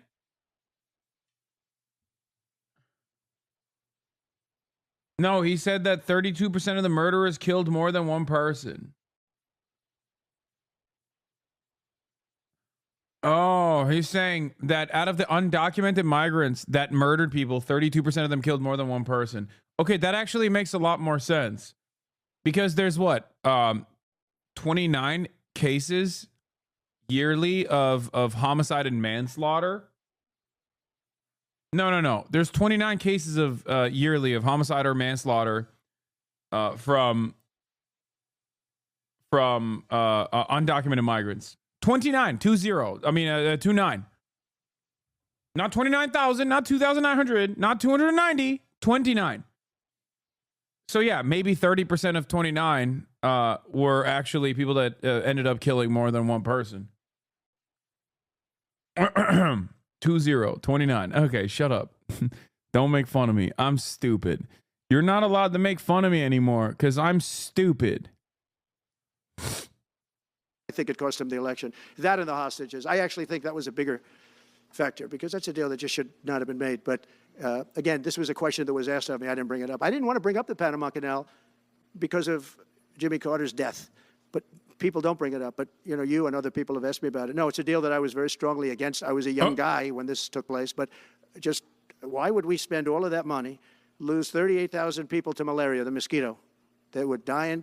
It was horrible what was happening. Oh my God, remember that? Mosquito. It just reminded me. It reminded me. 38,000. 38,000 dead. Because of the mosquito. Come on, someone has that old video. I think it's him talking to Jonathan Swan. Oh my God. I'm such a Trump stan. Why do I know this?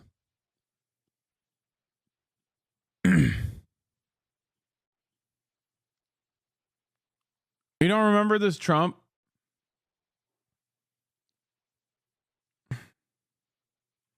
I'm a ball knower, dude, when it comes to Trump. It was with Jonathan Swan, I believe. I'll look it up. Yeah, my hyperfixation is Donald Trump. There are those that say, you can test too much. You do know that. Who says that? Oh, Just read the manuals, read the books. Manuals? Read the What books. manuals? Read the books. What books? What testing does I'm is sorry, it shows, wait a minute, who John, said- let me explain. What testing does, it shows cases. It shows where the This is when he was like completely falling apart, dude. This was a crazy time. may be cases. I've covered you for a long time. I've gone to your rallies. I've talked to your people. They love you. They listen. No, it's not Jonathan Swan, I don't think. It's not that COVID interview. I know it well. Are you sure? Now, in all fairness, Daily here, then, yeah, you look, here is the death. Korea. The US has intelligence with him. I have never, it was real. It was Johnson. Well, Johnson did. You think the Civil Rights Act was a How has it mistake? worked out? Oh, it's with Tucker. Why That's is the China testing. allowed to conduct imperialism in our hemisphere? Well, yeah, and it's far beyond Cuba. It's all over South America. Yeah, in the Caribbean. So we built a thing called Bro, this is so funny. Watching Tucker Carlson and Donald Trump talk about Chinese imperialism like they're, destiny dick riders. I wonder if this will cause anyone to reconsider their assessment as massive liberals. Probably not. called the Panama Canal. We lost 35,000 people to the mosquito, malaria. Yeah. We lost 35,000 people building. We lost 35,000 people because of the mosquito. I love that.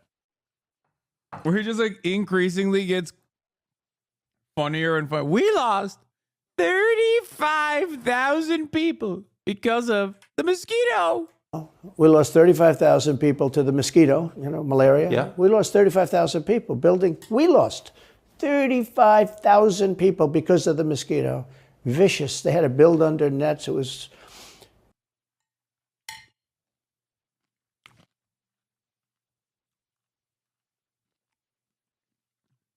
They paid them 4 times more than they would make in the United States, but they knew they were going to go over there and die. And they died in the jungles of malaria. There was nothing we could do to stop it. 38 times. And then we gave it away for $1. Without getting their agenda through Congress, you appeared to open the door in your radio interview yesterday for 2 bill approaches. It's still your preference for one big, beautiful bill, as you have said. Well, I like one big, beautiful bill, and I always have, I always will. But if 2 is more certain, it does go a little bit quicker because you can do the immigration stuff early. Now, you have to understand, for immigration and for the wall, we won the case on the wall. They tried to sell the wall for 5 cents on the dollar, by the way. And we had, fortunately, a judge that stopped that. But they were already discarding the wall. And 5 cents on the dollar. And you know what they were doing? They were calling us up and saying, we'll sell it back to you at 200 cents. In other words, double what we paid for it. So they were going to buy it from this guy for 5 cents on the dollar. They were making deals. And fortunately, we had a very smart judge that stopped it cold. I think he called for an investigation, too, and he should. But think of it. They were selling the wall that was exactly the wall that the Border Patrol. I don't know who he's talking about now. Who's selling the wall? Like just like a wall salesman? What? Like, is he talking about how like private wall salesmen were grifting the government or something? He got real animated too. This is like right in the pocket. This is his own. This is when he's like he loves wheeling and dealing. So he's like, oh yeah, they tried to come after. They tried to take over. They tried to sell me a wall. For the price point, I said, ain't no way, Jose.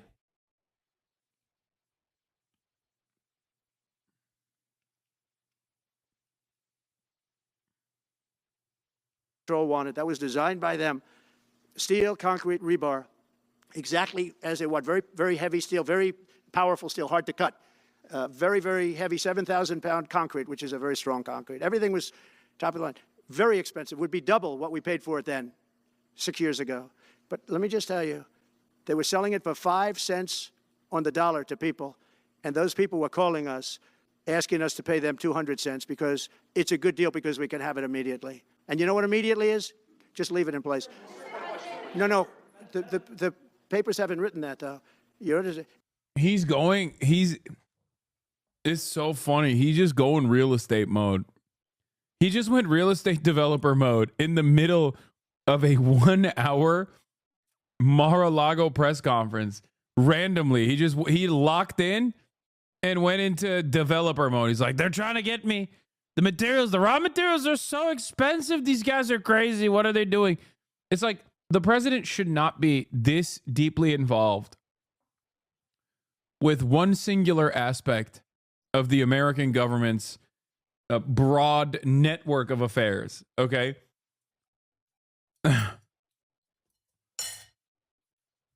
He's like, he knows every part of that deal. That deal is like all the other things that these people do. These people either hate our country or they're very stupid. And I don't believe they're stupid, because nobody can cheat on elections like they cheat and be stupid. They either hate our country or they're stupid. So remember what I said, because nobody wants to report it. They were selling the wall for 5 cents on the dollar and trying to resell it back to us for 200 cents or less, but for 200 cents on the dollar. That's a nice return. Meta announced that it would stop putting fact checks on posts on its website. And Meta said today it would stop putting fact checks on its website and instead allow community to Well, I watched their news conference, and I thought it was a very good news conference. I think they've come a long way. Meta, Facebook. I think they've come a long way. I watched it. The man was very impressive. I watched it. Bro, that's so funny. All it took was like a couple million from Mark Zuckerberg. Trump is now like, Meta is very good. I like it.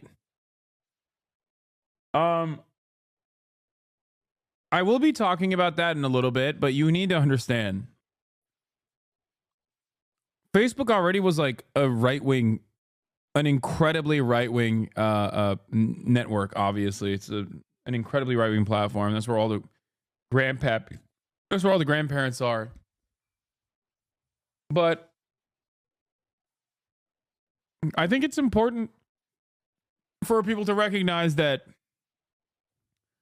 a lot of the platforms that you rely on for communication, for dissemination of information, for getting, new things, for learning new things, they are almost entirely they're controlled by psychopathic right-wing billionaires, okay? And they're no longer even hiding that they are, openly right-wing. So just something to remember. At least back in the day, they used to try to act like they were libbed up to a certain degree.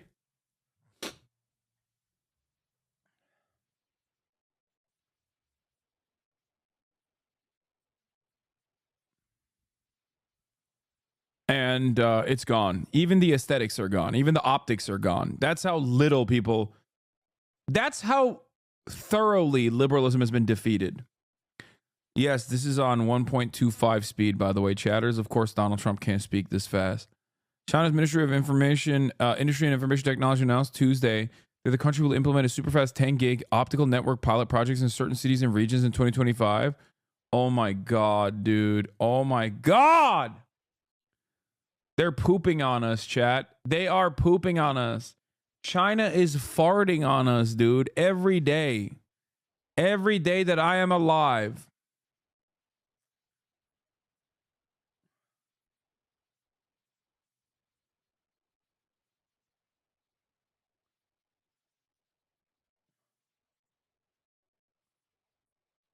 That's downloading Wukong in 15 seconds. Oh, yeah. Actually, I watched it on Fox. I'm not allowed to say that. Say it? Do you think he's directly responding to the threats that you have made to him in the past? Probably. Yeah, probably. The last time you were here, you were asked a question about the U.S. possibly launching a preemptive strike on Iran. You said you wouldn't answer that question. On who? Obviously, on Iran. The U.S. launching a preemptive strike on Iran's nuclear facilities. And I said, I don't talk about it. It's a military strategy. But it is a legitimate question. It's not really, because only a stupid person would answer it. Look, it's a military strategy, and I'm not answering your questions on military strategy. All right, one more. Brian, go ahead. Brian. Could you give us a preview of what you might be talking to leaders of Congress who are expected to come here in the next couple of days? And you've got a very supportive Congress behind you. Yeah, they're great. So we have a wonderful Republican Congress. We have a leader that I have a lot of confidence in. I think he's going to be, hopefully, a great leader, a great speaker. And we have a leader, by the way, in the Senate, I think has been great. Honest question, because I don't know. Do they have widespread AC usage in China as they do in the U.S.? I don't know. China is very America coded, so maybe in the tier 1 cities. I've never been. Someone can shed light on that. But China is so American coded in so many meaningful ways. Like, yes, they have public transit, but they also have a heavy car reliant infrastructure. And I suspect that their tier 1 cities are probably very similar to America, and therefore have AC most likely.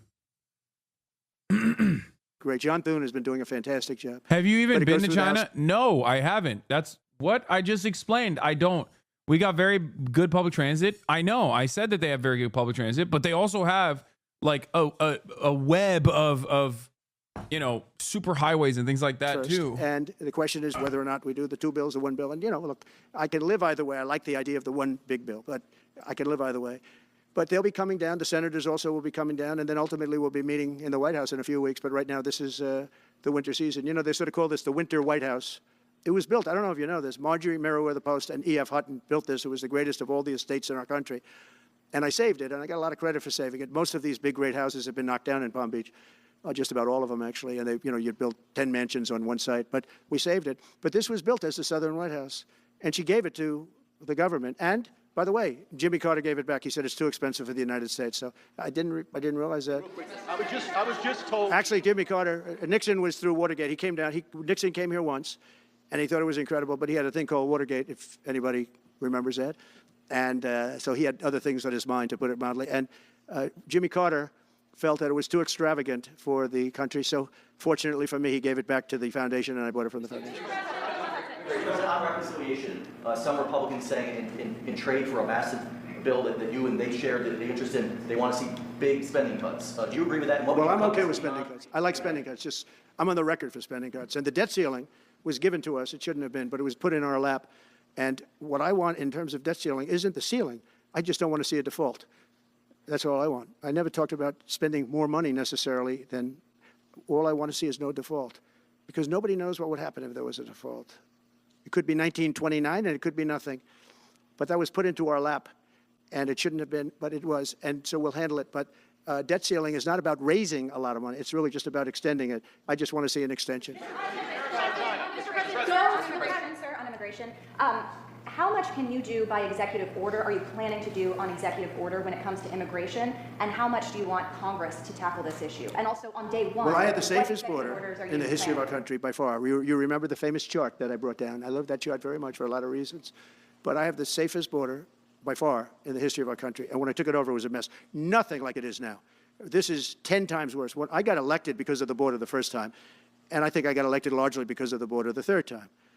And the second time I did equally well. Well, not as well as the last time, but I did very well. And I will say, this was too big to rig. You know the expression? Too big to rig. They couldn't do it. They tried, but they couldn't do it. I didn't get very much from Congress at all. I just said that we're being invaded, and I took the money out of the military. Much of the wall, I built over 500 miles of wall. Much of that wall was built through money that I put into the military. We took it out because we couldn't get things from Congress in those days, and we took it out. And that wall was built largely with money coming from the military. So, very simple. I went to the military. I said, our country is being invaded by very similar, nothing like what's invading our country now. They weren't releasing prisons into our country, and they weren't releasing mental institutions in, but some bad dudes were coming in, right? And I said, our country is being invaded. And I took that money largely from the military. I was sued 9 times by the Democrats in Congress, and I won all those suits. And we ended up building 571 miles of wall. Once that wall was built, they started going around it. So we're going to add another 200. That would have been up in 3 weeks. And then we had a very unfortunate election result. And they said, we don't want to put it up. We'll sell it. And they started selling it for 5 cents on the dollar. What is that? So we'll do this again. I just want to thank everybody very much. I'm just telling you, this will be the golden age of America. This is the golden age of America. We're going to have a great country again. We're a country right now under siege. We have so many different problems. And nobody respects us overseas, but now they do. The Italian Prime Minister, as you know, came here the other night, just flew in and flew out. She wanted to see me. And great respect is being shown when I went to the cathedral in France. Great respect was shown by the Prime Minister, the President, by everybody. France was, and by the way, I have to say they did a great job in the cathedral. But great respect is being shown to our country again. And we have a great country, but we have to run it properly. It's going to be run properly. We want to get back those hostages for Israel and for us. You know, we do have people that are hostages being held. And I'll just say it again. If this deal's not done with the people representing our nation, by the time I get to office, all hell is going to break out. Thank you very much. Thank you. Are you afraid of Russia war before you take office? Can you clarify what you mean by military force in the Panama Canal? No. You were probably right. More than half of Chinese citizens have ACs. What'd I tell you? China is the world's leading user on... What the hell is this? Oh, it's the ad blocker. China is the world's leader of... world's leading user of air conditioning with approximately 569 million units in use countrywide. The country's formidable energy infrastructure, along with raising affordability, has helped fuel the widespread use of cooling systems. Dude. Told you.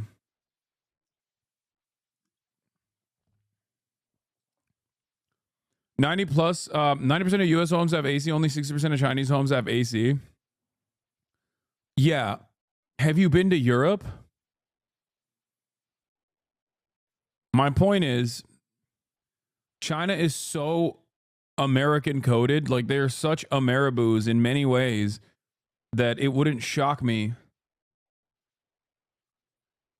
China has 0.4 AC units per person, whereas America has 1.1. The ubiquity of air cooling is one thing America does better than any other country in the world. China just has more in gross.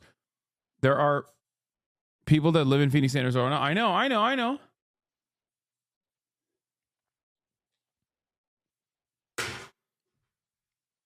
Guys, this wasn't even like a pro-China statement. This was more so to tell you that our greatest adversary is actually a lot closer in its attitudes towards consumption to us.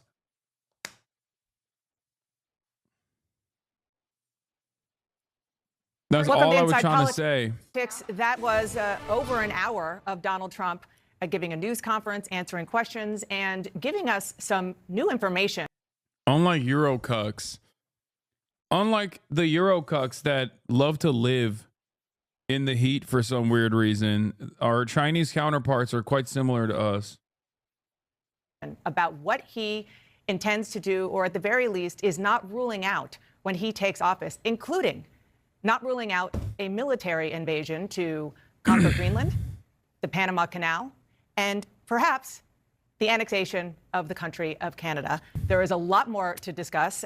We have a terrific panel here. Caitlin Collins, you are our chief White House correspondent, in addition to all of your other titles. What's that? 13 more days to go. Yeah, okay. But you obviously have been covering Donald Trump for a very long time. Before I get to you, I do want to play David Sanger, our friend at the New York Times, his question about the Panama Canal and on Greenland, and Donald Trump's response before you respond. No, I can't assure you. Have you ever researched Kowloon Walled City or played or heard of Shenmue?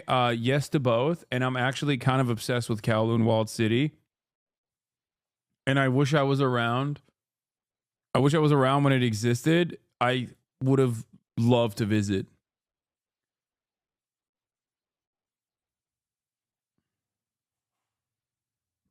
I don't know why. I know it's one of the scariest places or whatever at the time, and it was really, really... I know it was very dangerous. But having said that, I think there's something very cozy. I think there's something very cozy about living in the Kowloon Walled City. I don't know why. I'm just saying that that's how it feels. It feels like you're constantly surrounded by a blanket. Holy shit, this is too exciting. In recent years, with the development of urban transportation, China has built many overpasses to reduce traffic congestion. Hell yeah, baby. America on top. Many of these overpasses are spectacular and complicated looking. Some of them are more exciting than roller coasters. Dense lanes of traffic crisscross the streets. Only an American would look at this and go, you know what these superhighways, are just like roller coasters. So exciting.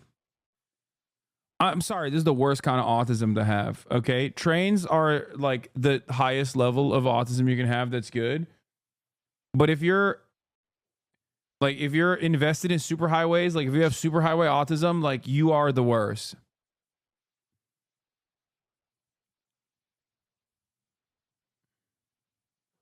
I mean, it must be great though, honestly. Like, you're having the time of your life, dude. Imagine living in LA and having highway autism. Oh my God. Oh my God. One more lane. You don't even have to say, please, one more lane.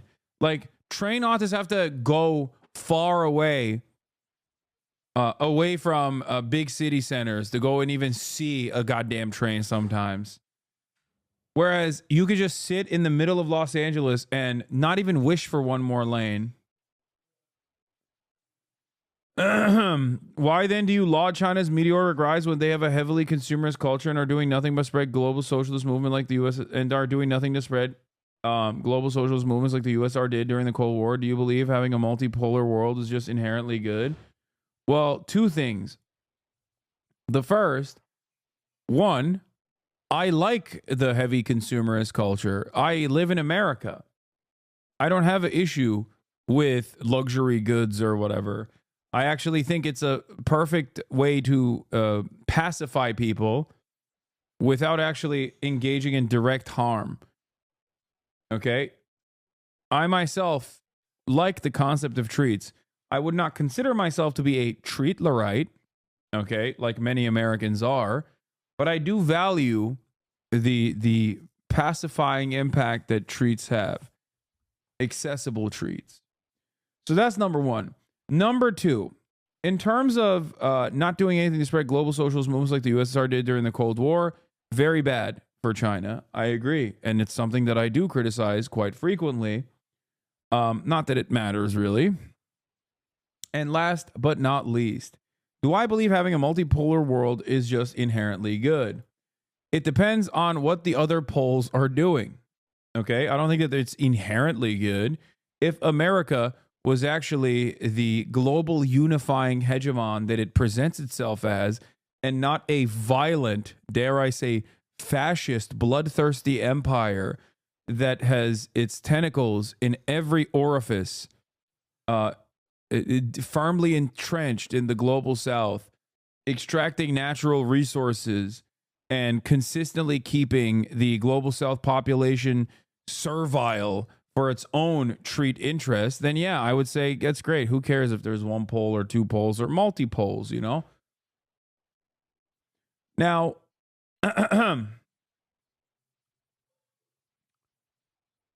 as far as my conversation about China, I see China as I see, I don't know, like I use examples of Norway all the time, right? When talking about the direction that we should move towards, like the nationalization of the extraction industry. Why is it that you, delayed autistic guppy, and many other Americans don't ever take issue with that when I mention that? But as soon as I point to something that the Chinese government is doing that I think we should learn lessons from, everybody goes, whoa, whoa, whoa, one quintillion people China killed. Hello? You wanna kill all the crows. You want a cultural revolution. You want struggle sessions in every corner. You want everyone to be eating dim sum. What the hell's going on? I mean, I didn't say any of that. I point to other countries that are, doing good things and bad things. And I hope that Americans can learn, lessons of good governance from other countries.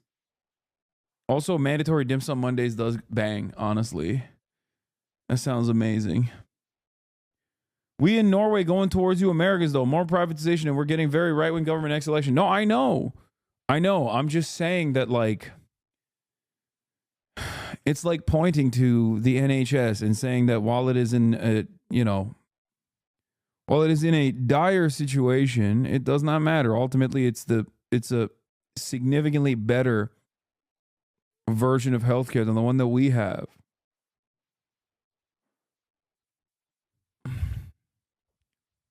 The argument isn't that Norway's amazing, okay? And does everything right. I'm saying that there are other countries out there that are doing things that we could be doing as well. And I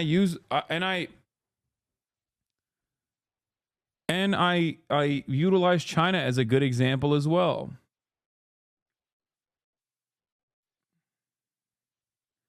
I am of the mindset, and I mean this with all sincerity, that if China was not initially considered a foreign adversary, but was like a country comprised of mostly white people and was never and was always like historically within the bosom of American empire, we would never in a million years talk about how bad it is. I mean, there are, like, France is a great example. Look at the way that France has dominated its African colonies to this day. There is never a peep about that. Okay? Nobody ever talks about that because, or not crows, sparrows, I apologize. Yes, killing the sparrows. Like, we do a whole bunch of evil around the planet, and many of our foreign allies engage in similar acts as well. But we just don't ever have the same critical lens that we do, that we extend to our foreign adversaries. This doesn't mean that our foreign adversaries are doing good. I think it just like freaks people out when I look at China as another country that sometimes does bad and sometimes does good. Does that make sense?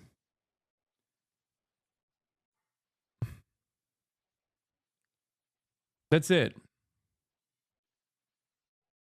No nation is altruistic. All nations are, if there's one nation that's like the closest to an altruistic one, I would say it's Cuba. But outside of that, no nation is like purely, there's no purely altruistic nation. It just doesn't, every nation is self-interested. The problem is America is also self-interested, except it doesn't even, its bounty does not even distribute back to its citizens evenly. Okay? That's it. Ireland is also somewhat also altruistic, I guess, close to it. Israel, hello. Yeah, Israel, the most altruistic nation, altruistically dishing out bombs. Sure, you want either of those two. But I can say this. We need them for economic security. The Panama Canal was built for our military. I'm not going to commit to that now. It might be that you'll have to do something.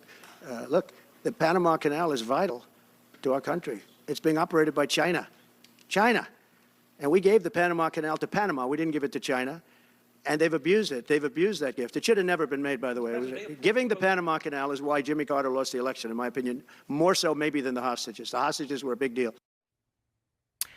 Okay, so the question is, Caitlin, how much of this is Donald Trump trying to negotiate and posturing and warning them?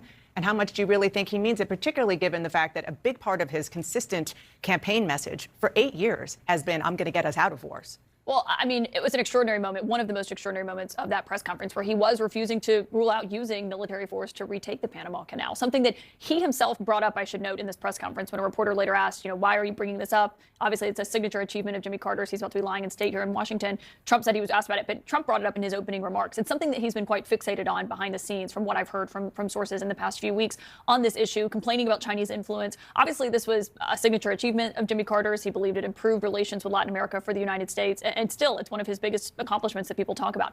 But Trump there saying that he would not rule out using military force to retake it is not something that should be treated as with bluster. I mean, Trump is coming into this White House and is intentionally staffing his administration with aides who will not block what he wants to do or what he ultimately seeks. There were many instances in his first term where he wanted to do something, but advisors either convinced him not to or Republican lawmakers did. That is not going to be the same Washington that we are encountering in 13 days from now when Trump takes office. So I would treat everything he said there quite seriously. I mean, moments after he said he wanted to rename the Gulf of Mexico to the Gulf of America, Marjorie Taylor Greene is saying that she's going to advocate for that. But I do want to say one of the biggest things that stood out to me from that press conference, from moments when Trump got out there before he even started taking questions is the level of anger. He's really agitated. Well, we know why. He made it quite clear a few moments in. It's two things. It's his legal issues overall, but it's the sentencing that he is facing on Friday that so far is still, Judge Merchan has denied efforts to delay it. His attorneys are still working to do so. And two, it's this report by Jack Smith that we are told is imminent and is going to come out. Trump was informed during that Judge Cannon down in Florida has tried to temporarily block that. Well, it's not a settled matter. We'll see if it's successful. But his level of anger over that is unmistakable. He has not been this angry since he won the election. And John, I wanted to intentionally start a little bit micro on Panama and on Greenland, particularly since his son is in Greenland as we speak.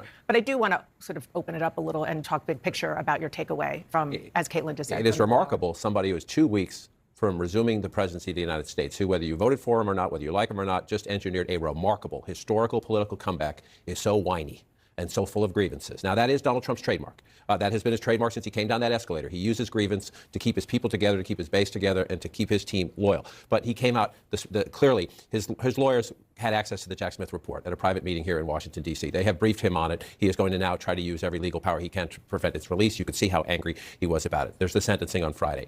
He was beating up on Joe Biden, who, yes, is using his powers on the way out to sign executive orders to do things that Donald Trump fundamentally disagrees with. As Trump also did. As Trump also did. Welcome to American politics. But talking about how he's inheriting a mess. He's inheriting the strongest economy in the world.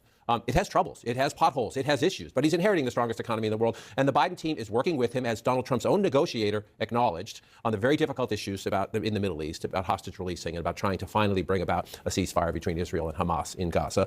His negotiator was very polite and respectful of the Biden administration. Trump was quite scornful and not factual.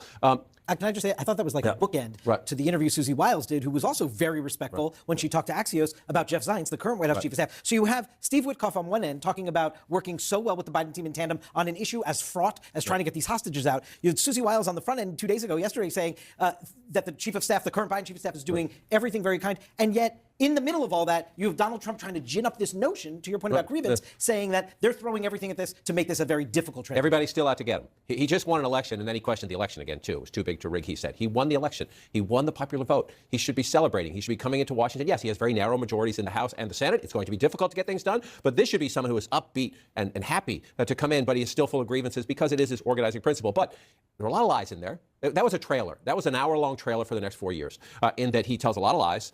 He hedges, he exaggerates and hypes a lot of things. But I forgot that it's still sped up. But he also made a ton of news. You are Turkish. This is true. There, you're right. You're right about the idea that it's posturing. But I think defending Biden to this degree, or is still at this day, is pretty cool.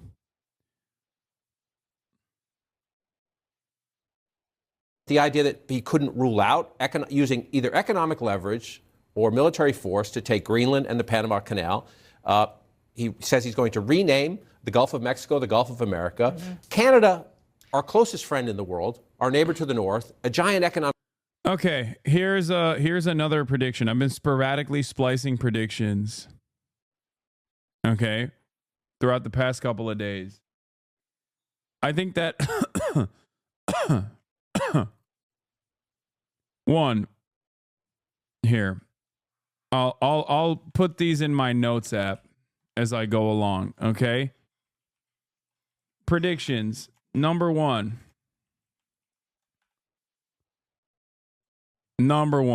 okay? Trump gets Bibi to secure hostage deal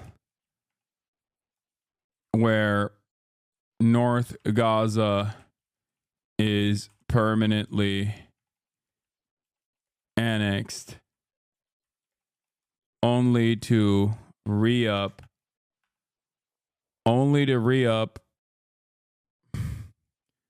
plus rearm Israel as it increases its hostilities in West Bank to perma-annex West Bank.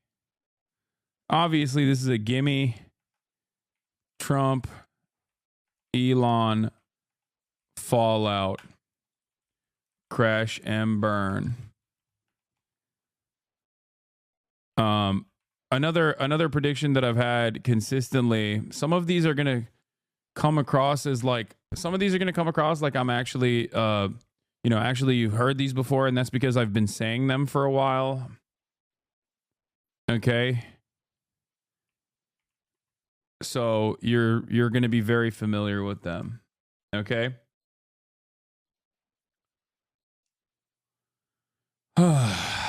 Trump, Elon, fallout, crash and burn. The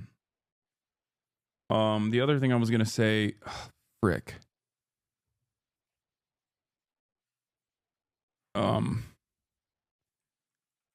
Aggressive prosecution, indirect violation of First Amendment over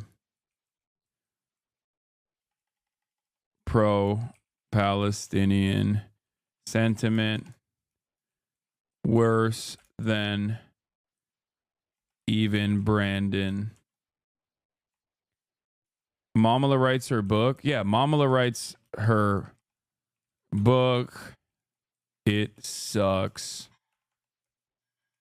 Everyone makes fun of her. In parentheses, career over.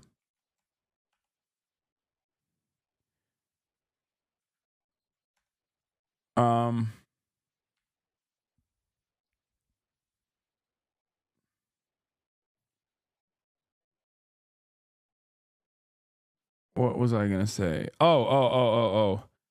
Absolutely no hashtag liberal resistance. No lib resistance this time. Trump and Trumpian far right politics are now the norm. Institutions that previously would present themselves as liberal now behave openly and outwardly right wing. Okay. Mass deportation initiatives are started, but inevitably, yeah, and I found them, but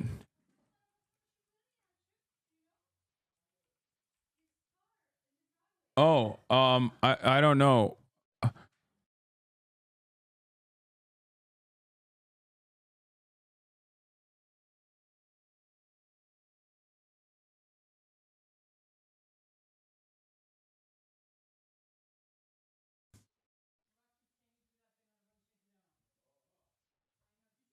What is this?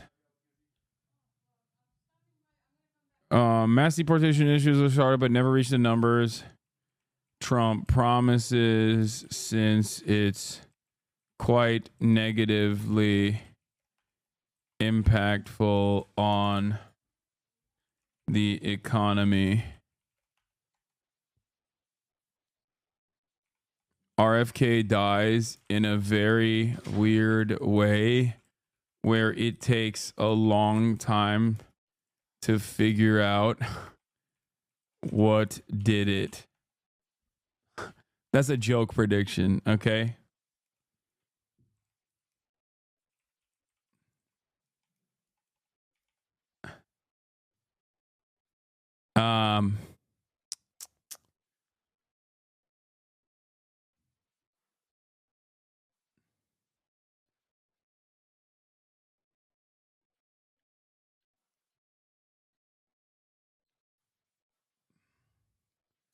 What else? Trump gives BB to secure hostage deal where North Gaza is permanently annexed only to re-up and rearm Israel as it increases hostilities in West Bank to permanently annex West Bank. Aggressive prosecution and direct violation of First Amendment over pro-Palestinian sentiment, worse than even Brandon. Mamala writes her book, It Sucks. Everyone makes fun of her. Career over. No lib resistance this time. Trump and Trumpian far-right politics are now the norm. Institutions that previously would present themselves as liberal now behave openly and outwardly right-wing.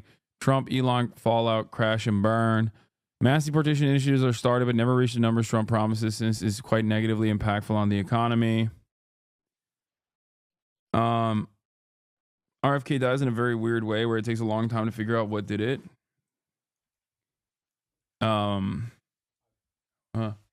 Telephone off.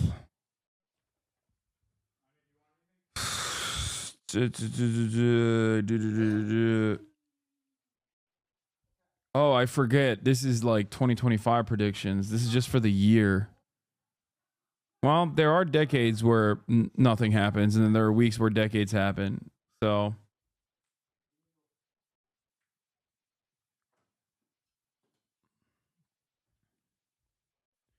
pepper in a few more happy ones. There are no happy predictions. The country is on the pooper. The world is on the pooper.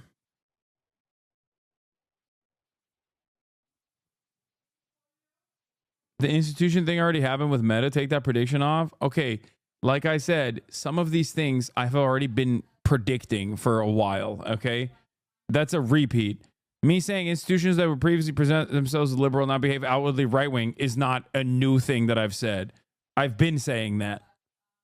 That's why I said some of the stuff that I'm talking about, you will obviously say, well, you know, I've heard this before, and it's because I've said it before.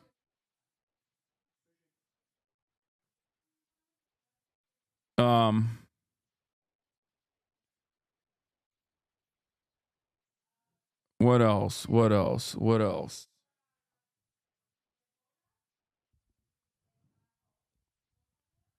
Bro, trying to gatekeep obvious predictions. I mean, yeah, all predictions are obvious if you spend enough time in here.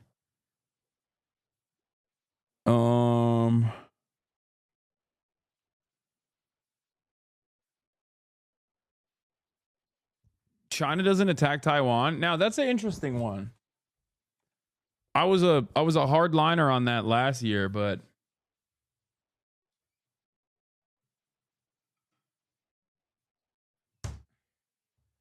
here's what I think. And this goes along with my predictions in general, but it's like this is a broad one. It's not just for 2025, but like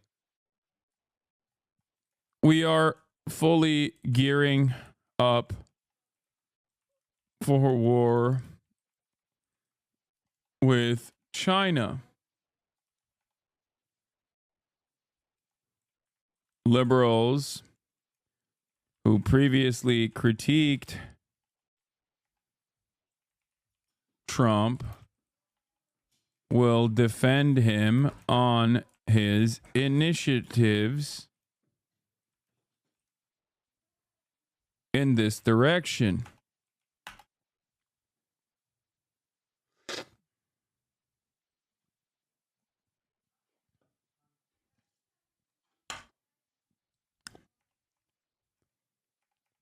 Also, I think the Trump and Elon crash and burn, many people think it's going to be over. People think it's going to be over narcissism. Oh, fuck, I don't know how to spell it. Whatever. People think it's because Elon, they're thin-skinned, but it's actually also going to be over China. And Elon's connection to China.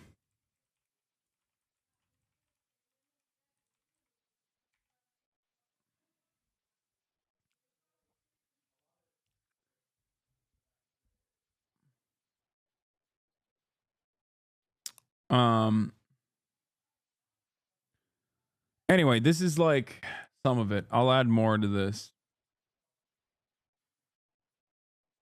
I don't think Canada will not be annexed into the US. Security agreements over Panama and maybe Greenland. No annexation.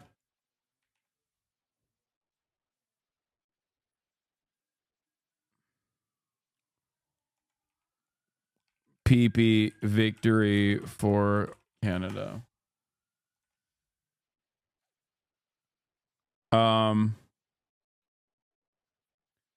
Does Elon have a connection to China? He has a massive Tesla factory in Shanghai. I'm on too many medications to become a state. Good luck.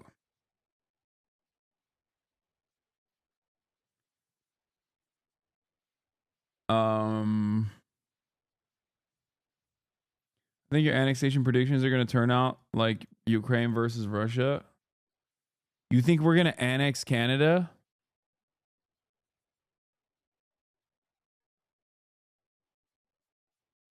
I find that really strange, but who knows?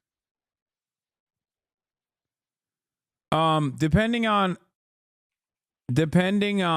how EU reacts, either American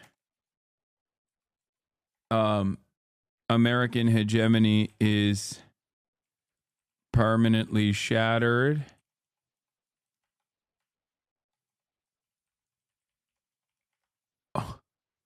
or their fears of China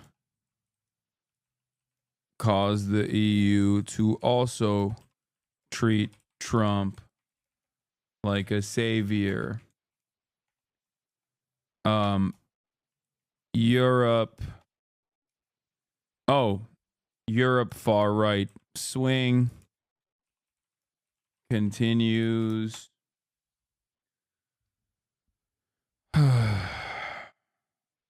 What else?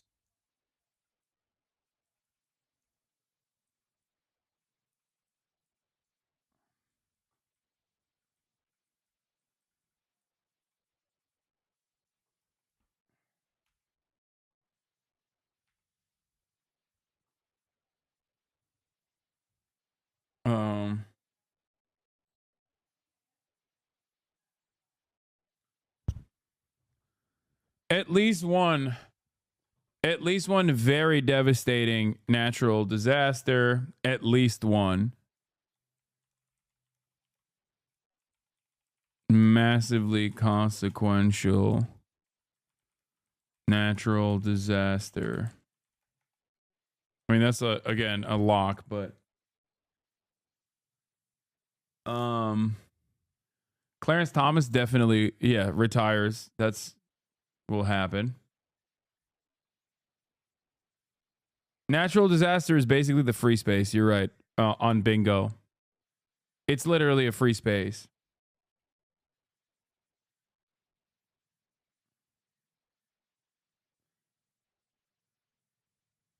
I feel like the Midwest is getting major tornadoes in the next year or so. That's bullshit. You have to predict minimum number of natural disaster. I'm telling you, it's one. At least one. I'm feeling 3, but I'm not. I'm going to say at least one.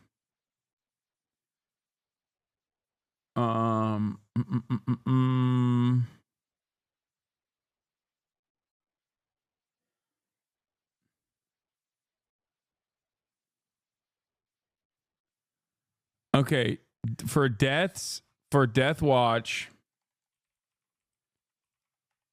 Oh wait. As far as like celebrities and culture goes, more celebrities are openly Trump. I think there will be like a Me Too 2.0, but I don't think it's going to happen yet. I think that the incredible amount of hostility towards the first Me Too movement is going to set the stage for a second Me Too, but not this year. So I'm going to delete that. I don't think it's going to happen this year, but I'm saying it like it's going to be Me 2.0, but like I think it's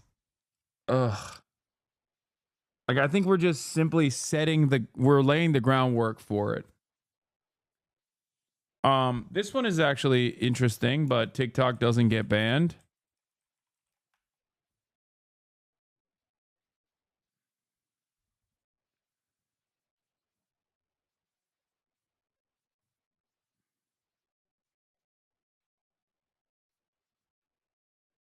That's more so just a fingers crossed prediction, honestly. What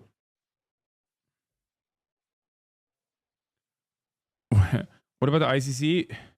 BB doesn't get locked up by the ICC. Trump will go to great lengths to protect Israel. That's another free space one, basically.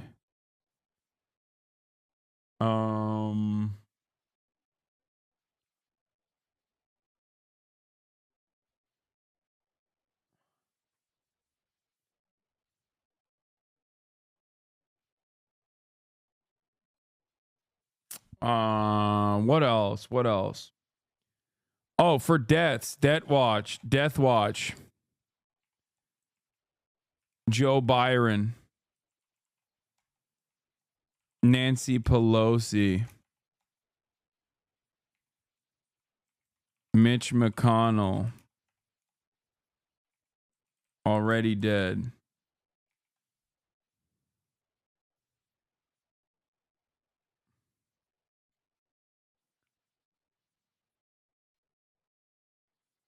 I should say Pack Watch instead of Death Watch. This is just predictions. I'm not saying this is a good thing, okay?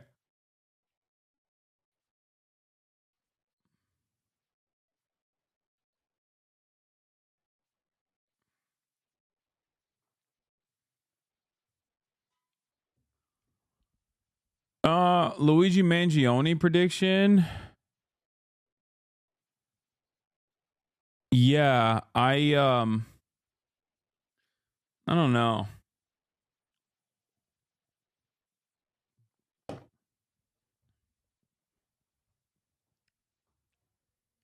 That's also not a fun one. So I don't want to say.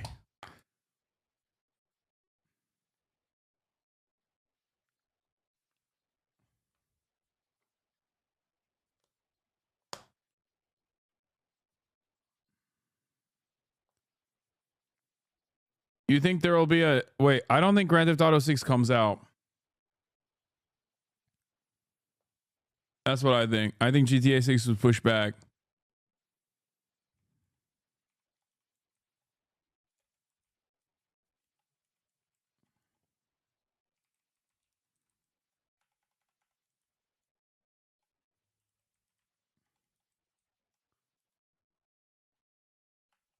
Marvel's Rivals dead or alive in a year?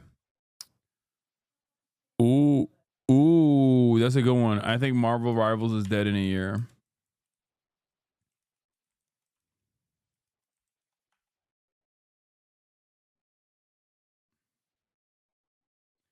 It'll take less than a year.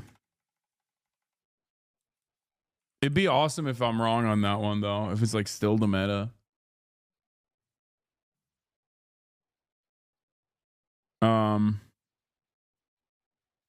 Define Dead, Overwatch 2 style. Is that good enough?